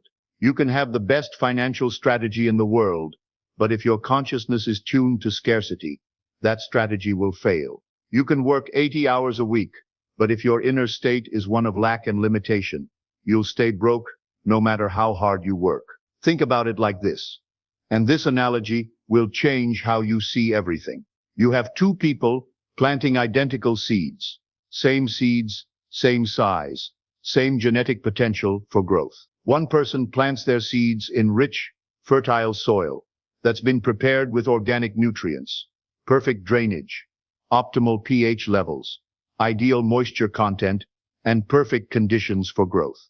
They've created an environment where those seeds can't help but flourish. The other person takes the exact same seeds and plants them in concrete, hard, impenetrable concrete that won't allow any growth whatsoever. They water them with the same care, give them the same amount of sunlight, tend to them with the same attention and dedication. Which seeds grow? Obviously, the ones in fertile soil. The external action, planting the seed, watering it, giving it sunlight, caring for it, was identical. But the environment, the foundation, the soil itself determined whether those seeds would flourish or die before they even had a chance to sprout. Your consciousness is that soil. Your beliefs about money, your assumptions about wealth, your inner state around finances, your subconscious programming about what you deserve, your inherited beliefs from your family, your cultural conditioning about rich people. That's the environment where all your financial efforts either flourish or die before they even have a chance to grow. And here's where it gets really interesting. Here's where most people have their biggest breakthrough moment. Most people have been trying to grow money in concrete their entire lives, wondering why nothing's working, wondering why they can't get ahead no matter how hard they try, wondering why other people seem to have it so easy while they struggle for every dollar. They're focused entirely on the external actions, the seeds they're planting, the watering, the care, while completely ignoring the soil of their consciousness. But consciousness, that invisible inner environment, that's the true source of all wealth.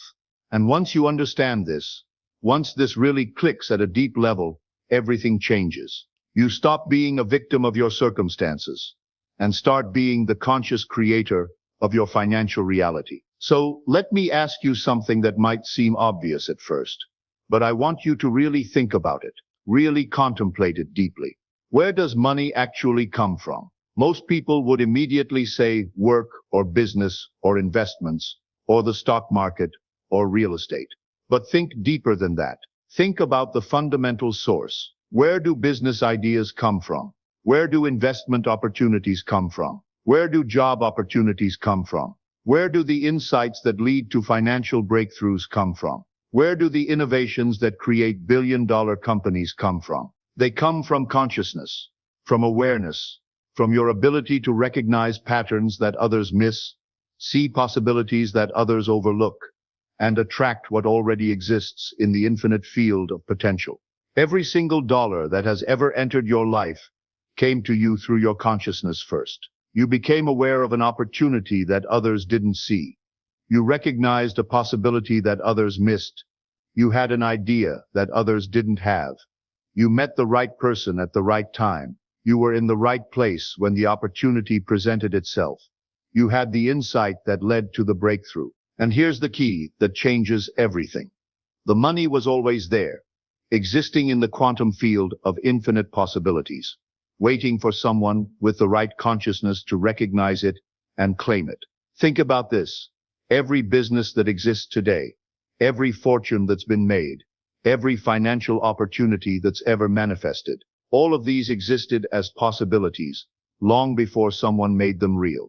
The internet existed as a possibility long before it was invented. Amazon existed as a possibility long before Jeff Bezos started it in his garage. Your next financial breakthrough exists as a possibility right now, waiting for your consciousness to tune into it. Your consciousness is like a radio antenna that can tune into different frequencies of possibility. When your consciousness is tuned to scarcity, you literally cannot see the opportunities that are right in front of you. Your brain filters them out because they don't match your predominant frequency. When your consciousness is tuned to wealth, you become a magnet for financial opportunities. You start noticing things you never noticed before. You start attracting people and circumstances that create abundance. Let me give you a perfect example that will make this crystal clear. And this is a true story that one of my students shared with me. Sarah was struggling financially for 7 years straight. She was working 2 jobs, one as a waitress and one cleaning offices at night, barely making ends meet, stressed about money constantly, living paycheck to paycheck with no savings. She tried everything the financial experts recommend. She used budgeting apps. She tried multiple side hustles. She took on extra shifts. She even went back to school to get additional certifications. She read every money book she could find, attended every free wealth webinar, followed every piece of conventional financial advice. Nothing worked.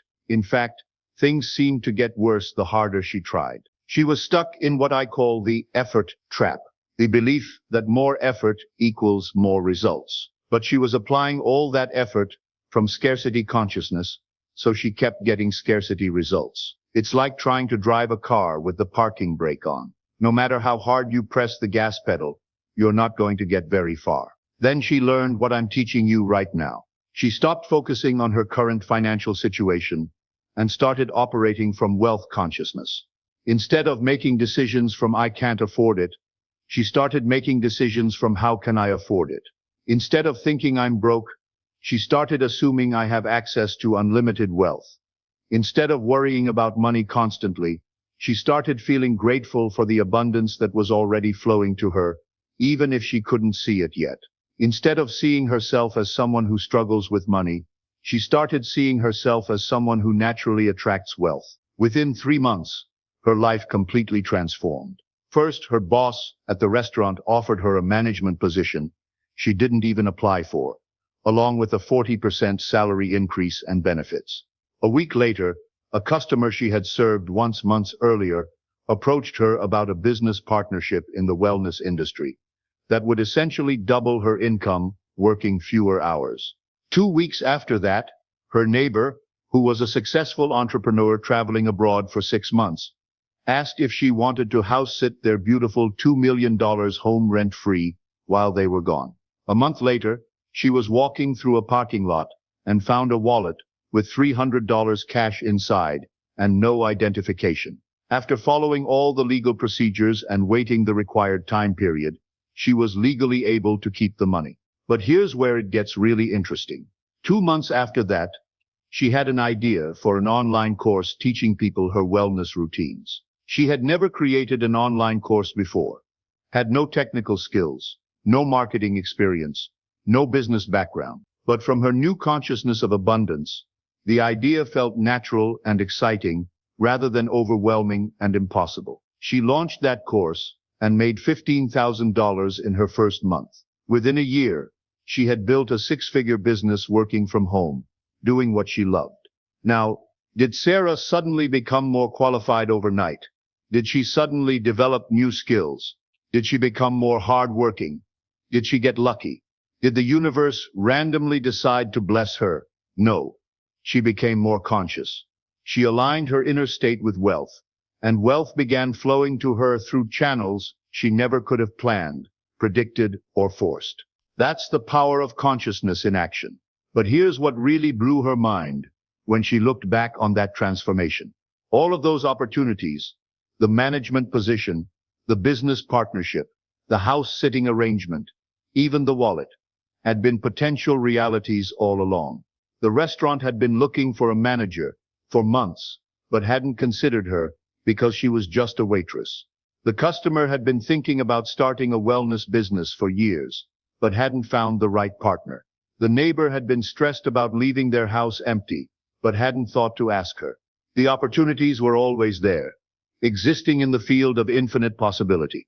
But when Sarah was operating from scarcity consciousness, she was literally invisible to those opportunities, and they were invisible to her. Her consciousness wasn't tuned to the frequency where those possibilities could manifest. When she shifted to wealth consciousness, she became a vibrational match for those opportunities, and they flowed to her naturally. But here's what's really wild. Here's what will probably give you chills when you fully understand it. Your current financial reality is actually showing you exactly what's happening in your consciousness right now. It's like a perfect readout of your inner state around money. What I'm about to share will change how you see money forever. I call it the money mirror principle, and it's one of the most profound truths about wealth creation. Your external financial reality is a perfect mirror reflection of your internal financial consciousness. Not what you consciously want, not what you hope for, not what you tell yourself you desire, not what you post on social media that you want, but what you truly believe and assume to be true about money. At the deepest levels of your subconscious mind, your bank account, your income, your financial opportunities, your money problems, your relationship with wealth, all of it is reflecting back to you the exact consciousness you're broadcasting about money, most of which is happening below your conscious awareness. This is why you can't lie to the universe. You can't fake wealth consciousness. You can't pretend your way to abundance. The mirror of reality always shows you the truth of what's really going on inside your consciousness. If you're experiencing financial struggle, that's showing you that somewhere in your consciousness, you have beliefs that support struggle. If money flows easily to you, that's showing you that your consciousness is aligned with ease and flow. If you look in a physical mirror and see a frown, you don't try to change the mirror, right? You don't get angry at the mirror or try to convince it to show you a smile. You don't put makeup on the mirror or try to manipulate the reflection. You change your facial expression, and the mirror changes automatically and instantly to match your new expression. Same with money.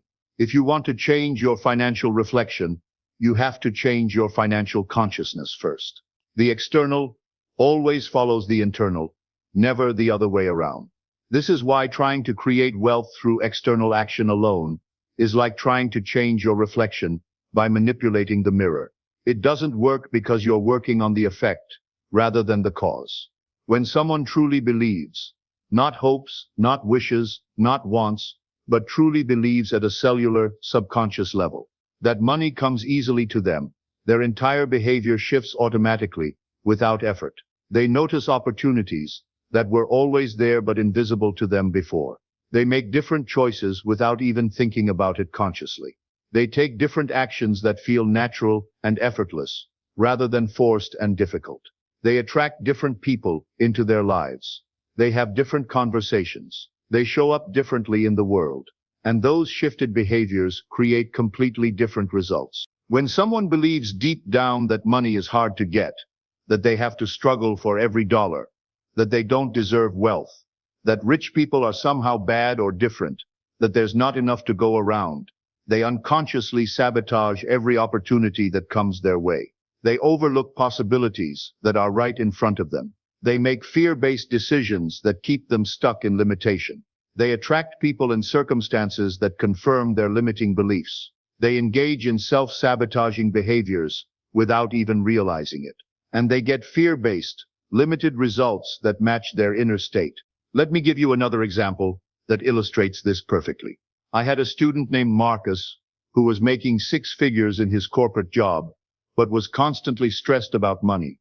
Despite earning more than most people ever will, he never felt financially secure. He was always worried about losing his job, always anxious about unexpected expenses, always feeling like he didn't have enough. He had money coming in regularly, but it never felt like enough. As we worked together, we discovered that he had these deep unconscious beliefs that money was dangerous, that it corrupted people, that wealthy individuals were somehow morally inferior to poor people. He had absorbed these beliefs from his family, who always talked about evil rich people, and how money is the root of all evil, and how wealthy people got that way by taking advantage of others. Even though he consciously wanted more money and security, his subconscious was programmed to reject wealth and feel guilty about having it. So even though money came in regularly through his high-paying job, it always went out just as fast through what seemed like unavoidable circumstances. Unexpected medical expenses, major car repairs, family emergencies where he felt obligated to help, bad investment decisions that seemed smart at the time, friends who borrowed money and never paid it back, tax problems, you name it. His subconscious mind was literally rejecting the money because his deepest beliefs weren't aligned with having and keeping wealth. He was like a bucket with holes in the bottom. No matter how much water you pour in, it all leaks out. He could make more money, but until he fixed the holes in his consciousness, he would never be able to keep it or feel abundant. Once he identified and shifted those limiting beliefs about money, once he started seeing wealth as a tool for good, as a way to help others, and make a positive impact, as a natural expression of value creation rather than exploitation, everything changed. Not only did he stop the financial leaks and keep his money, he started attracting much more of it. He got promoted twice in 8 months to positions he never even knew existed in his company. He started a successful consulting business on the side that brought in an additional $50,000 in its first year. His investment portfolio began performing better than it ever had, even though he didn't change his investment strategy. He even won a $5,000 contest he entered on a whim. Same person, same skills, same effort level, same external circumstances, completely different consciousness, completely different results. But changing consciousness isn't about positive thinking or daily affirmations or vision boards, though those can be helpful tools when used correctly.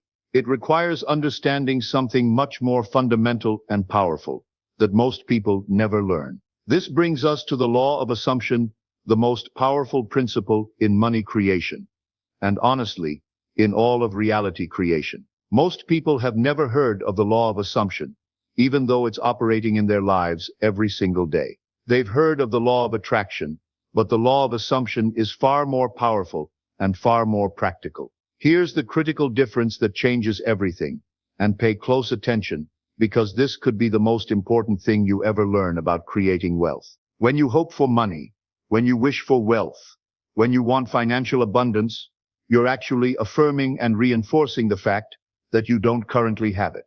Hope implies lack. Wishing implies absence. Wanting means you're focused on what you don't have rather than what you do have. Every time you hope for money, you're unconsciously telling the universe, I don't have money, please give me some. And the universe responds by giving you more experiences of not having money. But when you assume wealth is yours, when you operate from the inner knowing that abundance is your natural state, when you make decisions as if you already have access to unlimited financial resources, you're claiming wealth as already true in your reality. You're not asking for it, you're not begging for it, you're not hoping for it. You're assuming it, you're embodying it, you're living from it. Let me give you a simple example that will make this crystal clear and show you how assumption works in everyday life. If I told you right now to hope that you're wearing clothes, that would be strange, right? You don't hope you're wearing clothes, you assume it, you know it. It's not even a question. You don't have to check. You don't have to wonder. You don't have to convince yourself or use affirmations to believe it. You simply assume that you're closed, and you operate from that assumption automatically and unconsciously. That assumption affects everything about how you show up in the world. You don't worry about being naked. You don't feel self-conscious about your nudity. You don't hope that people won't notice you're not wearing clothes. You simply operate from the assumption that you're appropriately dressed, and that assumption creates your entire experience of reality in that moment. That's exactly how you need to relate to money and wealth. Not as something you're desperately trying to get. Not as something that's outside of you that you need to chase or struggle for. Not as something you have to convince the universe to give you, but as something you already have natural, unlimited access to. It's a shift from I want money to I am wealthy. From I hope I can afford it to I can afford anything I truly desire. From money is hard to get to money flows to me easily and constantly. In the quantum field of infinite possibilities, and quantum physics has proven this scientifically through experiments like the double-slit experiment. There exists every possible version of reality simultaneously. There's a version where you're struggling financially, and there's also a version where you're incredibly wealthy. There's a timeline where you're worried about money, and there's a timeline where money is never a concern for you. There's a reality where you work hard for every dollar, and there's a reality where money comes to you effortlessly. All of these realities exist simultaneously in what physicists call the quantum field. When you assume the wealthy version as your true reality, when you embody that timeline with your thoughts, feelings, decisions, and actions, you begin collapsing that possibility into your physical experience. You start attracting the people, circumstances, opportunities, and resources that exist in that wealthy timeline. The difference between wanting money and being wealthy is the difference between lack consciousness and abundance consciousness. Wanting keeps you perpetually in a state of not having. Being puts you in a state of already having. And the universe always gives you more of whatever state you're predominantly in. Think about it this way. If you want ice cream, that means you don't have ice cream. The wanting itself is an affirmation of lack. But if you're eating ice cream, you're not wanting it, you're having it, enjoying it, being satisfied by it. When you want money, you're in the frequency of not having money. When you assume you're wealthy, you're in the frequency of having wealth. And when you truly understand this, when this clicks at a deep level, you realize that there's an actual frequency to wealth itself. Let me introduce you to what I call the wealth frequency. And this concept alone could transform your entire financial reality forever. Everything in existence operates at different vibrational frequencies. This isn't mystical nonsense. This is basic physics that you can measure with scientific instruments. Love has a measurable frequency. Fear has a frequency. Gratitude has a frequency. Joy has a frequency. And wealth, abundance, financial prosperity. These have a very specific frequency that you can learn to tune into consciously. Scientists have actually measured the frequency of different emotions using devices like HeartMath technology. They found that emotions like gratitude, love, and appreciation create coherent, harmonious frequency patterns, while emotions like fear, anger, and worry create chaotic, incoherent patterns. When you're in coherent frequency states, you literally become more magnetic to positive outcomes and opportunities. When you align your consciousness with the wealth frequency, when you match your inner vibration to the vibration of abundance, you become a magnet for money. You start attracting opportunities, ideas, people, insights, and circumstances that create financial abundance. It's not magic or wishful thinking. It's physics. Think of it like tuning a radio, and this analogy will change how you think about consciousness forever. When you tune to 101.5 FM, you receive that station's signal clearly. When you tune to 95.3 FM, you get that station instead. The radio waves for both stations are always there, filling the air around you simultaneously, but you only receive the one you're tuned to. You can't receive multiple stations clearly at the same time. You have to choose one frequency to focus on. When you tune your consciousness to the wealth frequency, you receive wealth.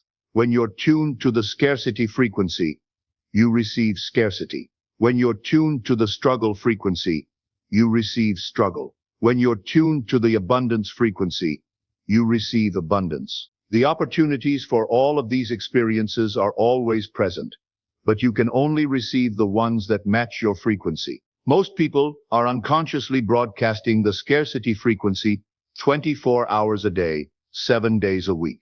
They're constantly transmitting thoughts, feelings, and energy of lack, worry, limitation, not enough, fear about money, stress about bills, anxiety about the future, resentment toward wealthy people, beliefs that money is hard to get.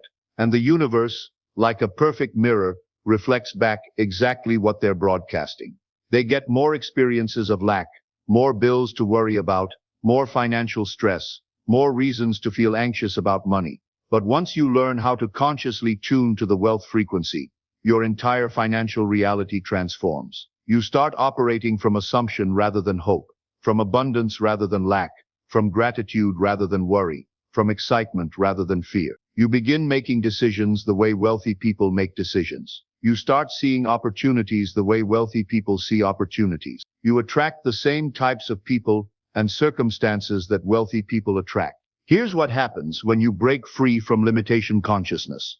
And I want you to really pay attention to this, because this is where the magic happens. This is where your life actually changes.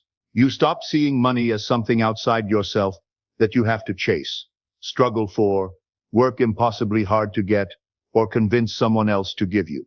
You start recognizing that wealth consciousness already exists within you right now, waiting to be activated and expressed through your thoughts, feelings, decisions, and actions. You stop making decisions from I can't afford it, and start making decisions from how can I afford it? Or even better, what would someone who already has unlimited money do in this situation? Instead of thinking I'm broke, you start thinking I'm in a temporary cash flow situation, but I have access to unlimited wealth. Instead of saying I can't, you start saying I choose not to, right now, but I could, if I wanted to. Instead of I wish I had money, you start saying I'm grateful for my abundant resources. But here's the most important part, and this is where most people get confused or think. This is about denial or delusion. None of this requires you to deny your current financial situation or pretend that your bank account has more money than it actually has. You're not lying to yourself or living in fantasy land or ignoring reality. You're simply operating from a different level of consciousness, a different assumption about what's possible for you. You can acknowledge your current situation while simultaneously operating from wealth consciousness. You can say, I currently have $500 in my bank account, and I have access to unlimited wealth. You can say, I'm currently experiencing a cash flow challenge, and I know that abundance is my natural state. You can say, my income is currently X, and I'm open to receiving much more. The key is holding both truths simultaneously, the current physical reality and the larger spiritual reality. You're not denying what is, but you're also not limiting yourself to what is. You're acknowledging what is, while claiming what's possible. Most people make the mistake of thinking that acknowledging their current financial situation means they have to accept it as permanent. But that's not true. You can acknowledge where you are while simultaneously moving toward where you want to be. In fact, you have to acknowledge where you are in order to move beyond it, because you can't change what you won't acknowledge. The moment you truly grasp that consciousness creates your financial reality, not the other way around, everything shifts in the most profound way. You realize you've been trying to solve an inner problem with outer solutions. You've been trying to change your bank account to feel wealthy, when the real secret is to feel wealthy first and let your bank account catch up. You've been trying to change your circumstances, to change your feelings, when the truth is you have to change your feelings to change your circumstances. Most people are waiting for their external circumstances to change before they'll allow themselves to feel abundant. They think, once I have more money, then I'll feel wealthy. Once I get that promotion, then I'll feel successful. Once I pay off my debts, then I'll feel free. Once I reach my financial goals, then I'll be happy. But that's backwards. That's like waiting for the mirror to smile before you smile. It will never happen, because the mirror can only reflect what you're already expressing. You have to feel wealthy now, in this moment, regardless of your current circumstances. In order to attract the experiences that will match that feeling, you have to embody abundance before abundance can manifest in your life. You have to become the person who has what you want before you can have what you want. This is why some people can start with nothing and create massive wealth quickly, while others can work for decades with all the right strategies and stay stuck financially. It's not about luck, connections, education, intelligence, or even hard work, though all of those can be helpful. It's about consciousness. It's about the frequency you're broadcasting. It's about the assumptions you're operating from on a moment-to-moment basis. When you embody wealth consciousness, when you truly assume that abundance is your natural state, When you make decisions from overflow, rather than scarcity, the universe has no choice but to reorganize itself, to match your new level of consciousness. Opportunities appear seemingly out of nowhere. Ideas download into your mind, like inspiration from another dimension. The right people show up at the right time, with the right resources. Synchronicities become normal, everyday experiences. What most people call luck becomes your standard operating procedure. Your consciousness is the soil where your financial future grows. And just like a farmer wouldn't plant seeds in concrete and expect them to flourish, you can't plant money goals in scarcity consciousness and expect them to manifest. But when you prepare the soil of your consciousness, when you cultivate beliefs that support wealth, when you assume abundance as your natural state, every financial goal you plant will grow and flourish beyond what you thought possible. The financial industry doesn't want you to know this because it would put them out of business. They want you to believe that wealth creation is complicated, that you need their products and services, that you have to follow their complex strategies and formulas, that you need to work with financial advisors and buy their investment products and follow their complicated plans. But the truth is much simpler and much more powerful than anything they're selling you. Wealth is an inside job. It starts in consciousness and flows outward into physical reality. When your consciousness is aligned with abundance, the right strategies, opportunities, and resources will naturally appear in your life. When your consciousness is aligned with scarcity, no strategy in the world will create lasting wealth for you. This doesn't mean that external action isn't important. Of course, you need to take action. But when action comes from wealth consciousness, rather than scarcity consciousness, it feels inspired rather than desperate, effortless rather than forced, exciting rather than overwhelming. You find yourself naturally attracted to the right opportunities and naturally repelled by the wrong ones. You make better decisions because you're not operating from fear. You take more calculated risks because you're not afraid of losing what little you have. Here's what I want you to understand at the deepest level. You are not your circumstances. You are not your bank account. You are not your current financial situation. You are consciousness itself. And consciousness has the power to create any reality it assumes to be true. The money you want already exists. The wealth you desire is already yours in the quantum field of infinite possibilities. The only question is whether you're going to claim it or continue to reject it through limiting beliefs and scarcity consciousness. Every wealthy person started exactly where you are right now, as consciousness contemplating wealth. They didn't have the money first and then develop wealth consciousness. They developed wealth consciousness first, and then the money followed. This is the sequence that creates lasting abundance: consciousness first, then manifestation, not the other way around. Your current financial situation is not your financial identity. It's just where you happen to be right now, based on the consciousness you've been operating from up until this point. But consciousness can change, which means your financial reality can change. And the beautiful thing is that when consciousness changes, reality changes quickly to match it. I've seen people transform their financial lives in weeks or months by simply shifting their consciousness around money.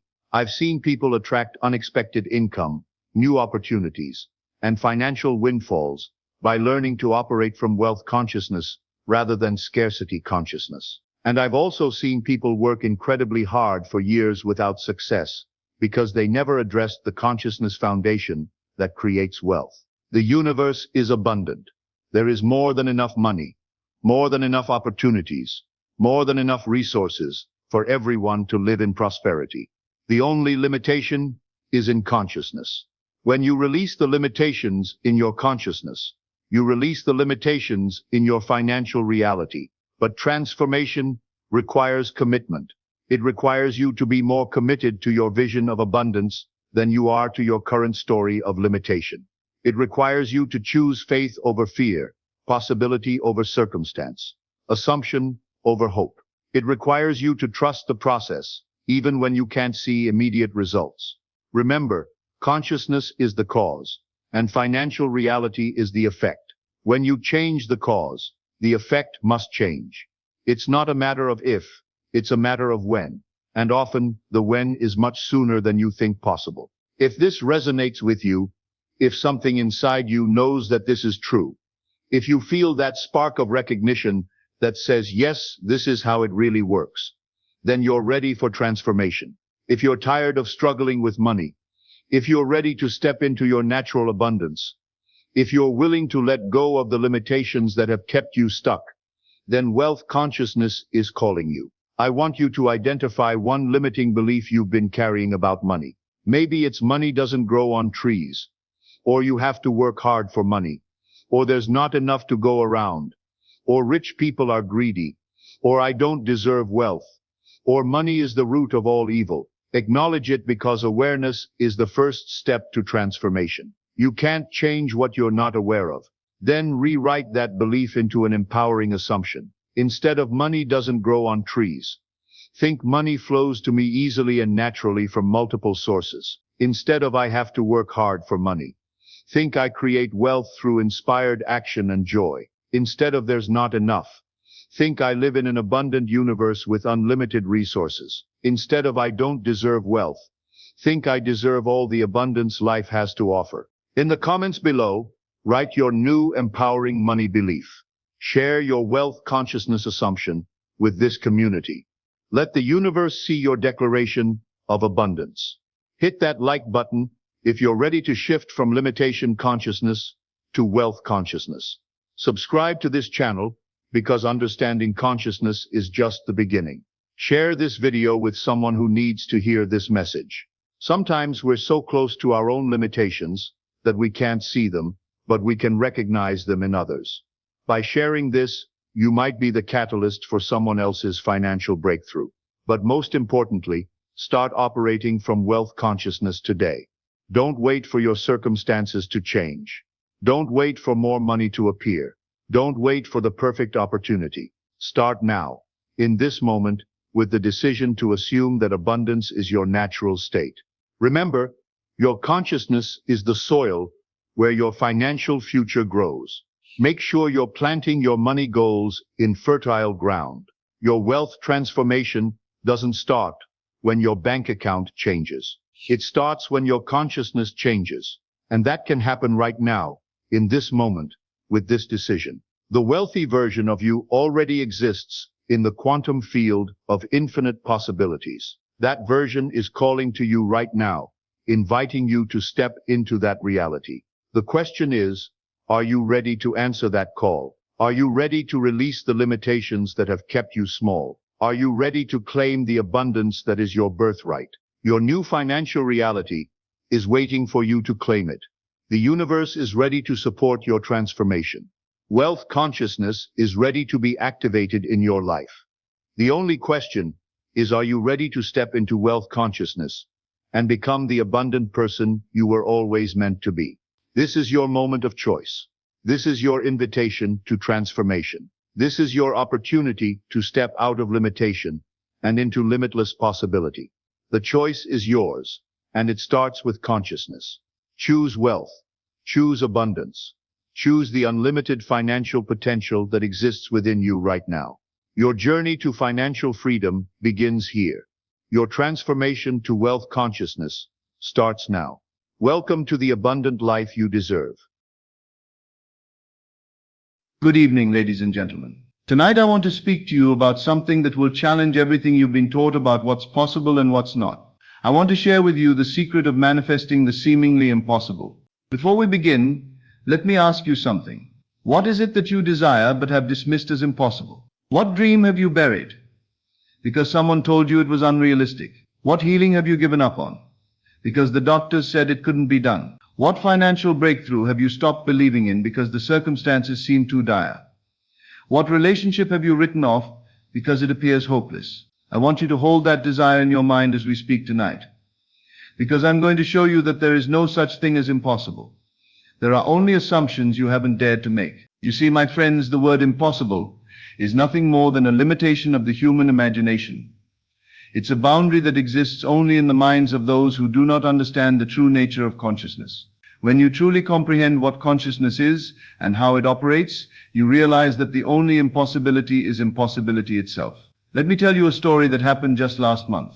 A woman came to see me in tears. She said, "Neville, my son has been missing for 3 years. The police have given up. Everyone says he's dead.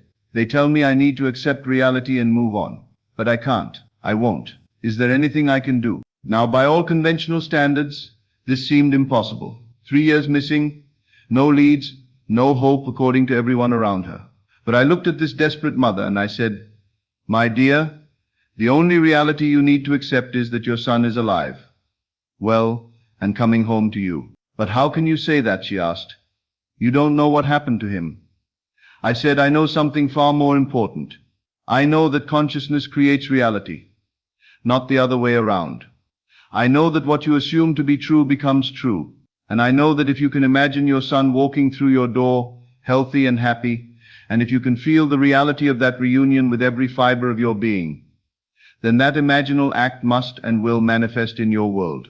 She looked at me as if I had lost my mind, but I continued. "Every night before you sleep, I want you to hear his key in the lock. I want you to feel him embrace you.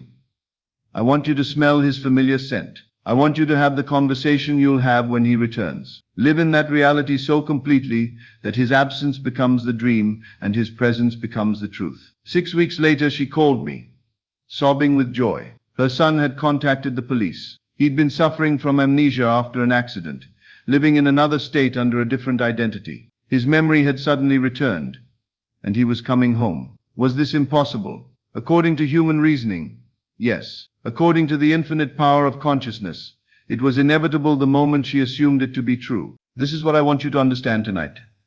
There is nothing impossible to consciousness, because consciousness is the very substance from which all things are made. When the Bible says with God all things are possible, it's not speaking of some distant deity. It's speaking of the God consciousness that you are. But why do most people fail to manifest what they consider impossible? Because they approach it with the wrong consciousness.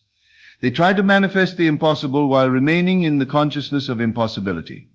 They affirm their desire while feeling their limitation. They visualize their dream while believing in their current circumstances. You cannot manifest the impossible from the state of consciousness that sees things as impossible.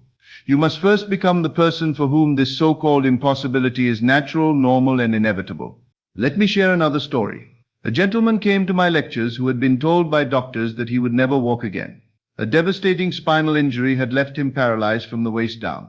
He'd been in a wheelchair for 2 years, and every medical expert confirmed that his condition was permanent and irreversible. But after hearing these teachings, something stirred within him. He decided that he would no longer accept the verdict of the medical establishment. Every night he would imagine himself walking, not hoping to walk, not wishing to walk, but actually experiencing the sensation of walking. He told me later, "Neville, I didn't just see myself walking. I felt the ground beneath my feet. I felt my muscles moving. I felt the joy of motion through my entire body. I made it so real in my imagination that sometimes I would wake up surprised to find myself in the wheelchair." Month after month, he persisted in this imaginal act. His family thought he was in denial. His doctors were concerned about his mental state. But he knew something they didn't know. He knew that imagination creates reality. After 8 months of persistent imagining, something began to happen. He started to feel tingling in his legs, sensations that doctors said were impossible, then slight movement, then strength returning. Within 18 months, he was walking again. The doctors called it a miracle. The medical journals called it unexplained. But he knew exactly what had happened. He had dared to assume what seemed impossible until it became inevitable. Now, I want you to understand something crucial about manifesting the impossible. It's not about overcoming obstacles. It's about transcending the consciousness that sees obstacles in the first place. The impossible doesn't become possible. Rather, you rise to a level of consciousness where impossibility doesn't exist. You see, what you call impossible is only impossible from your current state of consciousness. From a higher state, it's not only possible, it's already done. The person you become when you truly embody your desire doesn't struggle to make it happen, because in their consciousness it has already happened. This is why Jesus could say, "Whatever you ask in prayer, believe that you have received it, and it will be yours." Not believe that you will receive it, but believe that you have received it. Present tense, already done. This is the consciousness that makes the impossible inevitable. But how do you develop this consciousness? How do you move from seeing something as impossible to experiencing it as already accomplished? The secret lies in what I call the leap of faith, but not faith as most people understand it. Faith is not blind belief. Faith is not hoping for the best while expecting the worst. Faith is not wishful thinking or positive affirmations. True faith is the ability to feel the reality of your desire so completely that it becomes more real to you than your current circumstances. Let me tell you about a young man who came to my lectures with what seemed like an impossible dream. He was working as a janitor in a small office building, barely making ends meet, with no education beyond high school. But he had a burning desire to become a successful film director. Everyone around him said it was impossible. You don't have connections, they said. You don't have money for film school. You don't have experience. You're too old to start. Be realistic. But this young man understood something profound. He understood that impossibility is just a story we tell ourselves about limitation. So he decided to tell himself a different story. Every day as he cleaned those offices, he would imagine himself on movie sets, directing actors, making creative decisions, seeing his name in the credits. He would feel the satisfaction of completing a film, the excitement of premiere night, the joy of seeing audiences respond to his work. More importantly, he began to think from his desire instead of about his desire. Instead of thinking, I want to be a director, he began thinking, I am a director. Instead of cleaning those offices as a janitor who dreamed of making movies, he cleaned them as a director who was currently between projects. This shift in consciousness changed everything. He began to notice opportunities that had always been there but were invisible to his previous state of consciousness. He met people who could help him. Resources appeared that he hadn't seen before. Within 3 years he had written, produced and directed his first independent film, which won awards at several festivals. Was this impossible? From the consciousness of limitation, absolutely. From the consciousness of fulfilled desire, it was inevitable. The key to manifesting the impossible is to understand that there are no impossible things. It's only impossible states of consciousness. Change your state, and what seemed impossible becomes not only possible but unavoidable. But here's where most people stumble. They try to manifest the impossible while holding on to the very beliefs and assumptions that make it seem impossible in the first place. They want to heal while believing in the reality of their illness. They want wealth while feeling poor. They want love while feeling unworthy. You cannot serve two masters. You cannot simultaneously hold the consciousness of your limitation and the consciousness of your liberation. You must choose, and choosing means letting go of everything that contradicts your assumption of fulfillment. This is what I call dying to be reborn. The old consciousness, the one that sees your desire as impossible, must die for the new consciousness to be born. You must be willing to abandon your comfortable relationship with limitation in order to embrace the uncomfortable unfamiliarity of infinite possibility. I remember a woman who wanted to reconcile with her estranged daughter after 15 years of complete silence. Their relationship had ended in bitter conflict, harsh words had been spoken, and all attempts at reconciliation had failed. The daughter had moved across the country and refused all contact. By every reasonable standard, this reconciliation was impossible. Too much time had passed. Too much hurt had accumulated. The daughter had made it clear she never wanted to see her mother again. But this woman decided to live in the assumption that she and her daughter were reconciled, that they had a beautiful relationship, that they spoke regularly and lovingly. Every day she would imagine conversations with her daughter. She would feel the warmth of their renewed connection. She would experience the joy of their reconciliation so completely that sometimes she would reach for the phone to call her, forgetting that they weren't actually speaking. For months nothing changed in the external world, but everything was changing in the world of consciousness. This mother was becoming someone for whom reconciliation with her daughter was natural and normal. Then one day, completely out of the blue, her daughter called. Through tears, she said, "Mom, I don't know why, but I've been thinking about you constantly. I miss you. Can we talk?" Was this impossible? According to the laws of human psychology and the evidence of years of estrangement, yes. According to the laws of consciousness, it was inevitable the moment the assumption was made and maintained. You see, what we call miracles are simply the natural result of consciousness operating according to its own laws. These laws are as reliable and predictable as the law of gravity. They just operate in a dimension that most people don't understand. When you truly grasp this, you realize that nothing is impossible because impossibility itself is impossible. Consciousness has no limitations except the ones it accepts. And since you are consciousness, you have no limitations except the ones you accept. But accepting a new assumption, especially one that contradicts all evidence, requires tremendous courage. It requires what I call the courage of the creator. You must be willing to stand alone in your assumption while the whole world tells you you're wrong. This is not easy.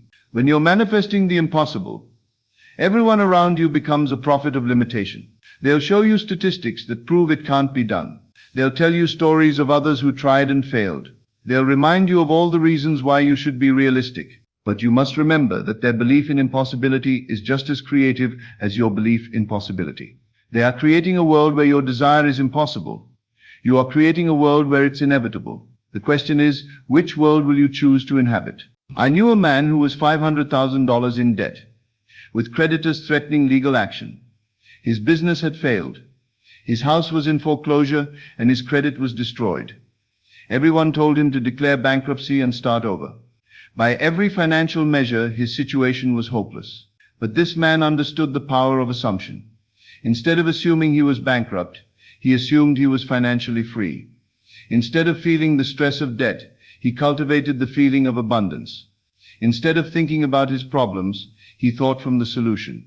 Every morning he would sit quietly and feel what it would be like to be completely debt-free with money in the bank. He would imagine the relief, the freedom, the peace of mind. He made this feeling so real that it became more compelling than his actual circumstances. Within 6 months, a series of seemingly miraculous events unfolded. An old business contact offered him a lucrative consulting contract. A distant relative left him a substantial inheritance he didn't know existed. A legal settlement from a case he'd forgotten about came through. Not only was he able to pay off all his debts, but he ended up with more money than he'd ever had before. Was this impossible? According to financial logic and statistical probability, absolutely. According to the infinite creativity of consciousness, it was simply consciousness expressing as form in response to a persistent assumption. This is what I want you to understand. Consciousness doesn't know about impossible. Consciousness only knows about assumptions and their inevitable manifestation. When you assume something is impossible, consciousness manifests that impossibility. When you assume something is inevitable, consciousness manifests that inevitability. The choice is always yours. You can assume limitation and experience limitation, or you can assume fulfillment and experience fulfillment. But you cannot assume one and experience the other. This is why I tell people, dare to assume what you dare not assume. Make assumptions so bold that they frighten you with their audacity. Assume states of consciousness so elevated that they make your current problems seem like the dreams of a fevered imagination. But assumption alone is not enough. You must persist in your assumption until it hardens into fact. This is where most people fail when attempting to manifest the impossible. They make the assumption for a day, a week, maybe even a month, but when they don't see immediate results, they abandon it and return to their old consciousness of limitation. The impossible takes longer to manifest not because it's more difficult for consciousness, but because it requires a more complete death of the old self and birth of the new. You must persist in your assumption until you become so identified with the new consciousness that the old consciousness becomes foreign to you. But let me be very clear about something. Manifesting the impossible is not about forcing outcomes or manipulating circumstances. It's about becoming so aligned with your desire that its manifestation becomes as natural as breathing. When you truly embody the consciousness of your fulfilled desire, you don't struggle to make it happen. You don't worry about how or when it will manifest. You simply know that it must and will, just as you know the sun will rise tomorrow. This knowing is not intellectual. It's felt. It's a deep cellular certainty that permeates every aspect of your being. It's the difference between hoping something will happen and knowing it already has happened in the realm of consciousness and is simply making its way into physical form. So how do you develop this knowing? How do you move from seeing your desire as impossible to experiencing it as inevitable? The answer lies in consistent, persistent, imaginative practice. Every night before sleep, when your conscious mind is quiet and your imagination is most receptive, I want you to enact the scene that would exist if your impossible desire were already fulfilled, not as a distant hope or future possibility, but as a present reality. If you desire healing, feel the vitality coursing through your body. If you desire wealth, feel the security and freedom that abundance brings. If you desire love, feel yourself beloved and cherished. Make it so real in your imagination that your physical senses are convinced it's actually happening. The secret is to make your imaginal act more vivid and compelling than your physical circumstances. When your imagination becomes more real than your five senses, reality has no choice but to conform to your imagination. But remember, this is not a technique you do once or twice and then wait for results. This is a way of being. You must live from your assumption, not just think about it. You must become the person for whom your desire is natural, normal, and already accomplished. And here's something crucial. When you're manifesting the impossible, you must be prepared for resistance, not just from others, but from your own habitual consciousness. Your old self will fight to maintain its familiar limitations. Your rational mind will present you with evidence of why your assumption is unrealistic. This is natural and expected. Don't fight these doubts. Simply redirect your attention back to your assumption. Every time you catch yourself thinking from your old consciousness of limitation, gently but firmly return to thinking from your new consciousness of fulfillment. Remember, you're not trying to convince your mind that something impossible is possible. You're training your consciousness to inhabit a reality where impossibility doesn't exist. There's a profound difference. The impossible is only impossible for someone who believes in impossibility. For consciousness that has transcended such limitations, all things are not only possible but inevitable when properly assumed and persistently maintained. So tonight I challenge you to examine your deepest desires, the ones you've labeled impossible, unrealistic, too good to be true. I challenge you to dare to assume their fulfillment. I challenge you to become so bold in your assumptions that you shock yourself with your own audacity. But most importantly, I challenge you to persist. Persist in your assumption, regardless of what others say. Persist despite contrary evidence. Persist until your assumption becomes more real to you than your circumstances. Persist until the impossible becomes inevitable. For you are not human beings having spiritual experiences. You are consciousness itself, temporarily forgetting its own infinite creative power. When you remember who you truly are, nothing remains impossible. Everything becomes a matter of assumption and persistence. The question is not whether you can manifest the impossible. You are already doing it. The question is, will you do it consciously or unconsciously? Will you create by design or by default? Will you assume limitation or liberation? You are the operant power in your world. You are consciousness expressing as individual experience. You are the God of your own reality. And for God, nothing is impossible, including the realization of your most impossible dreams. Dare to assume. Dare to persist. Dare to become the version of yourself for whom your impossible desire is already an accomplished fact. The impossible is waiting for you to make it inevitable. Thank you and good evening. And I'll see you in the next video. If this resonates with you and you found value in these teachings, please like this video, subscribe to Best of Lectures, and share it with someone who needs to hear this message. Your support helps me continue bringing you these powerful lectures that can transform lives. Until next time, remember, you are the operant power in your world. Many of us have bought a lottery ticket at some point, hoping for a life-changing win. But what if I told you there's a way to make that hope a reality? What if the lottery is more than just luck? The first step in this journey begins with your mind, your imagination. You see, the mind is not just a tool for thinking. It's a creator of realities. When you play the lottery, don't just purchase a ticket. Purchase it with the belief that you have already won. See it, feel it, and know that it is yours. Every time you hold that ticket, you are holding a confirmation of your desire already fulfilled. Feel the emotions of winning, the excitement, the joy, the peace. Your emotions are not separate from your desires. They are the very fuel that propels them into existence. When you feel the winning, you are aligning yourself with the frequency of abundance. You must become the person who has already won, not in the distant future, but right now. It is essential that you release all doubt. Doubt is the thief of manifestation. When you let go of uncertainty and fully accept that your win is inevitable, you free yourself to receive it. Let the thought of winning be as natural to you as breathing. Be specific. What will you do with your winnings? What dreams will you live out? The more detailed and vivid your vision, the stronger the pull it has to manifest. The universe responds to precision. While you hold this image, detached from the how and when, you do not need to know the mechanics of how your win will unfold. The moment you let go of the need to figure out the process, the universe takes over.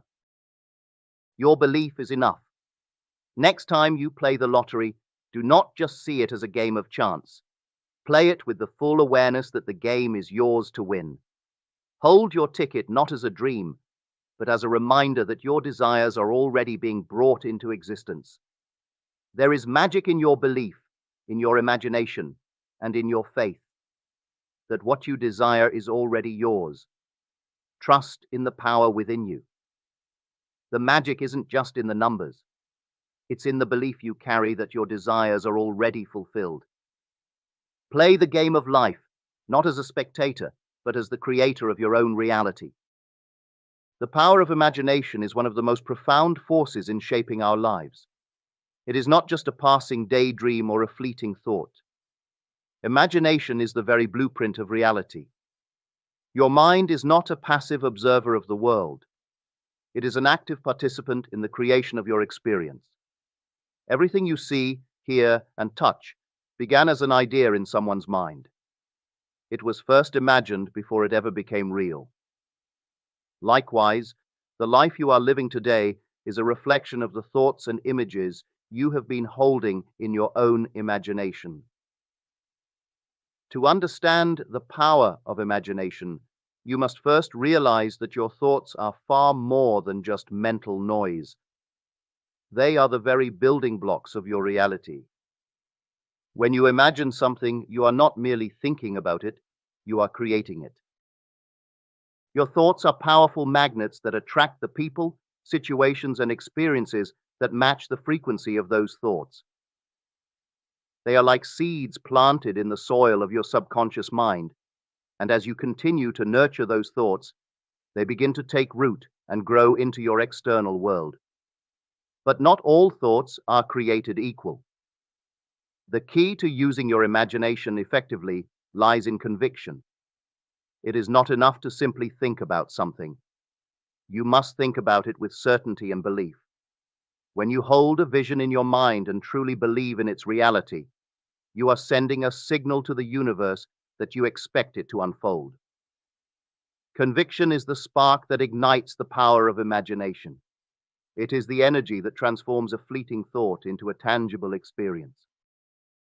Many people make the mistake of imagining something they desire, but without fully committing to the belief that it can be theirs. They might imagine winning the lottery, for example, but they simultaneously entertain doubts or fears that it could never happen. The power of imagination cannot work in the presence of doubt.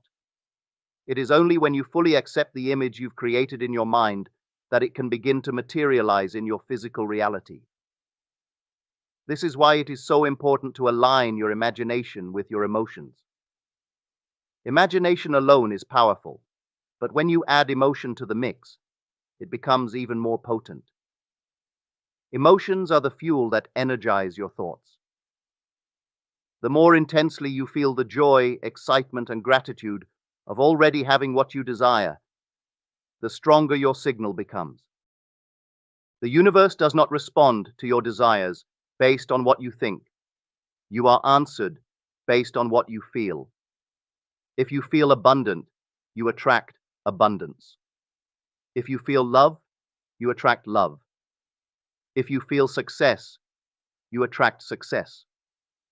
It's also crucial to remember that your imagination is not confined by time or space. You do not need to wait for the right moment or the right circumstances to begin imagining your desired life. Imagination transcends these limitations. The moment you begin to imagine, you are already creating. The future you wish for already exists in the realm of your imagination. It's simply waiting for you to claim it. One of the most powerful aspects of imagination is its ability to override the limitations of the present. If your current reality doesn't reflect the life you want to live, your imagination gives you the freedom to step into the version of yourself who already has everything you desire. This is where many people falter. They look at their present circumstances and allow them to dictate what's possible. But your circumstances are not the truth of who you are. They are just a reflection of past thoughts and beliefs. The present moment is fluid, and your imagination has the power to shape it. When you begin to fully grasp the power of your imagination, you will realize that you are not a passive observer in life. You are the creator. Every thought, every image you hold in your mind is a stroke on the canvas of your reality. The more clearly and vividly you see your desired outcome, the quicker it will begin to appear in your life. Imagination is the first step, but belief and emotion are what bring it into form. The next time you catch yourself imagining something, remember that it is not just a harmless daydream. Your thoughts are a powerful tool for creation. You are not merely thinking, you are laying the foundation for your future. Hold your vision with conviction, fuel it with emotion, and watch as the world around you begins to shift and align with the reality you've imagined. The life you desire is already yours. It is waiting for you to claim it through the power of your imagination. Emotional alignment is one of the most powerful principles you can embrace in the process of manifesting your desires. It goes far beyond simply thinking about what you want or imagining it in your mind. Emotional alignment requires you to step into the feeling of already having what you desire. It's not enough to envision your success. You must become it. You must embody the emotions of having already achieved your goal, because it is in those emotions that the true power of manifestation resides. The universe responds not just to your thoughts, but to the vibrational frequency you are emitting. Everything in the universe is energy, and emotions are a direct expression of your energy. When you align your emotional state with the reality you wish to create, you are signaling to the universe that you are ready to receive it. Your feelings are magnetic. They draw towards you the experiences, people, and opportunities that match the vibration you are emitting. Therefore, if you want to attract abundance, success, love, or anything else, you must first align your emotional state with the feelings of already having those things. Imagine for a moment that you have just won a large sum of money. Your mind instantly creates an image of what that would look like. Perhaps you see yourself celebrating with friends, buying your dream home, or traveling the world. But what truly matters in that moment is not the image itself, but the feelings that arise within you. How would you feel in that moment? Joyful, relieved, excited, grateful? These emotions are the true currency of creation. To manifest your desires, you must learn to feel those emotions now, not in the future, but in the present moment. The secret is to act as if you have already won, to embody the victory even before the physical evidence appears. This may sound difficult at first, especially if your current circumstances do not reflect what you desire, but it is in this very practice that you begin to shift your reality. Feeling the emotions of success, love, or fulfillment, even if you don't yet have them in your physical world, aligns your energy with the future you wish to create. When you feel the emotions of already having won, you create a powerful alignment between your inner world and the outer world you want to experience. You no longer need to chase after your desires because you are already living in the state of having them. Many people make the mistake of waiting for their desires to manifest before they allow themselves to feel the emotions associated with success. They think, when I get the money, then I'll feel abundant. Or when I find the right partner, then I'll feel loved. This is backward thinking. The secret to creating anything in your life is to feel the emotions of already having it. Even before the physical evidence is present, it's the feeling that fuels the creation process. This emotional alignment is what moves you from being in a state of lack to one of abundance. When you feel like a winner, when you genuinely embody the emotions of success and gratitude, you stop identifying with scarcity or limitation. You begin to identify with the version of yourself who has already achieved their goals. This shift in identity is crucial because your identity dictates how you experience the world. When you align with the emotions of your desired reality, you also align with the identity of the person who already has it. And once that alignment occurs, the universe begins to match your frequency by bringing you the experiences, people, and opportunities that align with that energy. Feeling your emotions as if your desires have already come true helps to build trust in the process. When you cultivate the emotions of already having received what you want, you send a clear signal to the universe that you trust its timing and its ability to deliver. You are no longer in a state of doubt or impatience, but in a state of deep belief that what you desire is already on its way. The next time you think about your dreams or goals, don't just visualize them, feel them. Let yourself bask in the emotions of success, joy, and fulfillment. Feel the gratitude as if it has already happened, and allow those feelings to become your new reality. The more you practice emotional alignment, the quicker your outer reality will begin to match the vibrational frequency you are sending out into the world. You are not just imagining your success, you are living it, right now, in every thought and emotion you experience. Doubt is the enemy of creation. It is the silent force that works against the flow of your desires, casting shadows on the powerful energy that could bring them into reality. When you doubt, you disconnect from the very source that holds the key to your dreams. Doubt clouds your vision and weakens your belief, making it impossible for your desires to manifest as they should. It is essential, therefore, to release doubt completely, as it has no place in the creative process. The true catalyst for manifestation lies in unwavering belief, in knowing that what you desire is already yours, and trusting that the universe will deliver it in its perfect time and way. At the core of manifestation is the law of assumption. When you assume that your desire is already a reality, you align your thoughts, emotions, and actions with the version of yourself who has already received it. The act of doubting this assumption creates resistance, disrupting the natural flow of your desires into your life. Doubt tells the universe that you are unsure, that you don't fully believe in your ability to receive what you want. When you project this uncertainty, you are essentially telling the universe, I am not ready for this. But when you let go of doubt, you create an open channel for your desires to come to you effortlessly. When you feel doubt creeping in, remind yourself that your thoughts are not permanent truths. Just as easily as you can think a doubtful thought, you can replace it with a thought of belief and trust.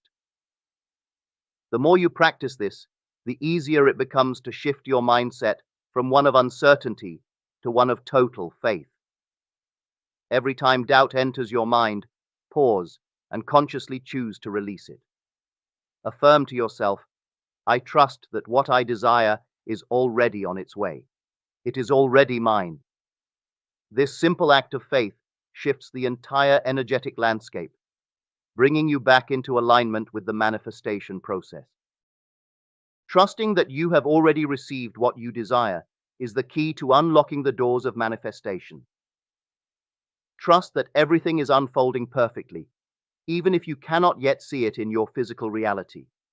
The universe operates on its own timing, and while you may not always understand the how or the when, you must trust that it is working in your favor.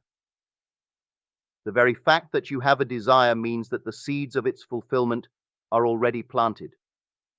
Your job is to nurture that seed with belief and trust, allowing it to grow into the reality you've envisioned. One of the most important aspects of releasing doubt is learning to detach from the how and when. Often, we become fixated on how our desires will come to us and when they will arrive. This attachment creates anxiety and reinforces doubt because the mind is trying to control the process. The truth is, you do not need to know how your desires will manifest, nor do you need to worry about the timeline. Your belief is enough. The universe is always at work behind the scenes, arranging the perfect circumstances for your desires to unfold. Your role is to trust the process and believe that it is already happening.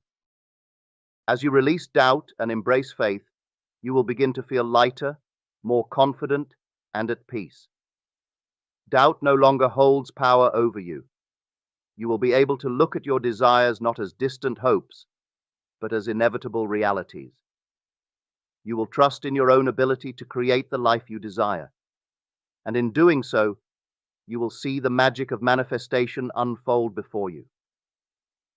The key to this process is knowing that your inner belief is the most important tool in creating your reality. When you trust, when you believe with every fiber of your being that what you desire is already yours, you unlock the door to limitless possibilities. Doubt cannot enter when your belief is unwavering. It is in the absence of doubt that you find the true power to manifest everything you want. Clarity is the cornerstone of successful manifestation. When you are clear about what you want, you create a precise and powerful vibration that aligns your inner world with your desired outcome. The universe operates on a frequency of energy, and in order to attract your desires, you must send out a clear and specific signal. The more specific you are in your desire, the more easily the universe can respond to your request. Vague desires result in vague manifestations. To truly harness the power of manifestation, you must know exactly what you want and visualize it with unwavering clarity. The process of manifestation begins with an idea, a thought or desire that sparks within you. This desire has the potential to become a reality, but in order for this to happen, you must refine that idea. A general wish, such as "I want more money" or "I want to be happy," lacks the detail that is necessary to bring it into form. When you ask for more money without specifying an amount, the universe may respond in ways you don't expect, and you may not even notice when your desire is fulfilled. Clarity brings precision to your requests and ensures that you are asking for exactly what you want, not just an ambiguous version of it. Imagine you are standing before a blank canvas, ready to create a masterpiece. If you don't have a clear vision of what you want to paint, your brush strokes may wander aimlessly, producing a result that feels incomplete or unsatisfying. Similarly, when you approach manifestation with uncertainty, your desires become scattered and the universe struggles to bring them into your reality. But when you know exactly what you want, the universe can work in perfect harmony to bring that vision to life. Every detail matters. Being specific in your desire does not just mean knowing the what, but also understanding the how and the why. For example, if you desire a new home, don't just visualize a house in general terms. Think about the features you want, how many rooms, the style, the location, the feeling you want to experience in your new space.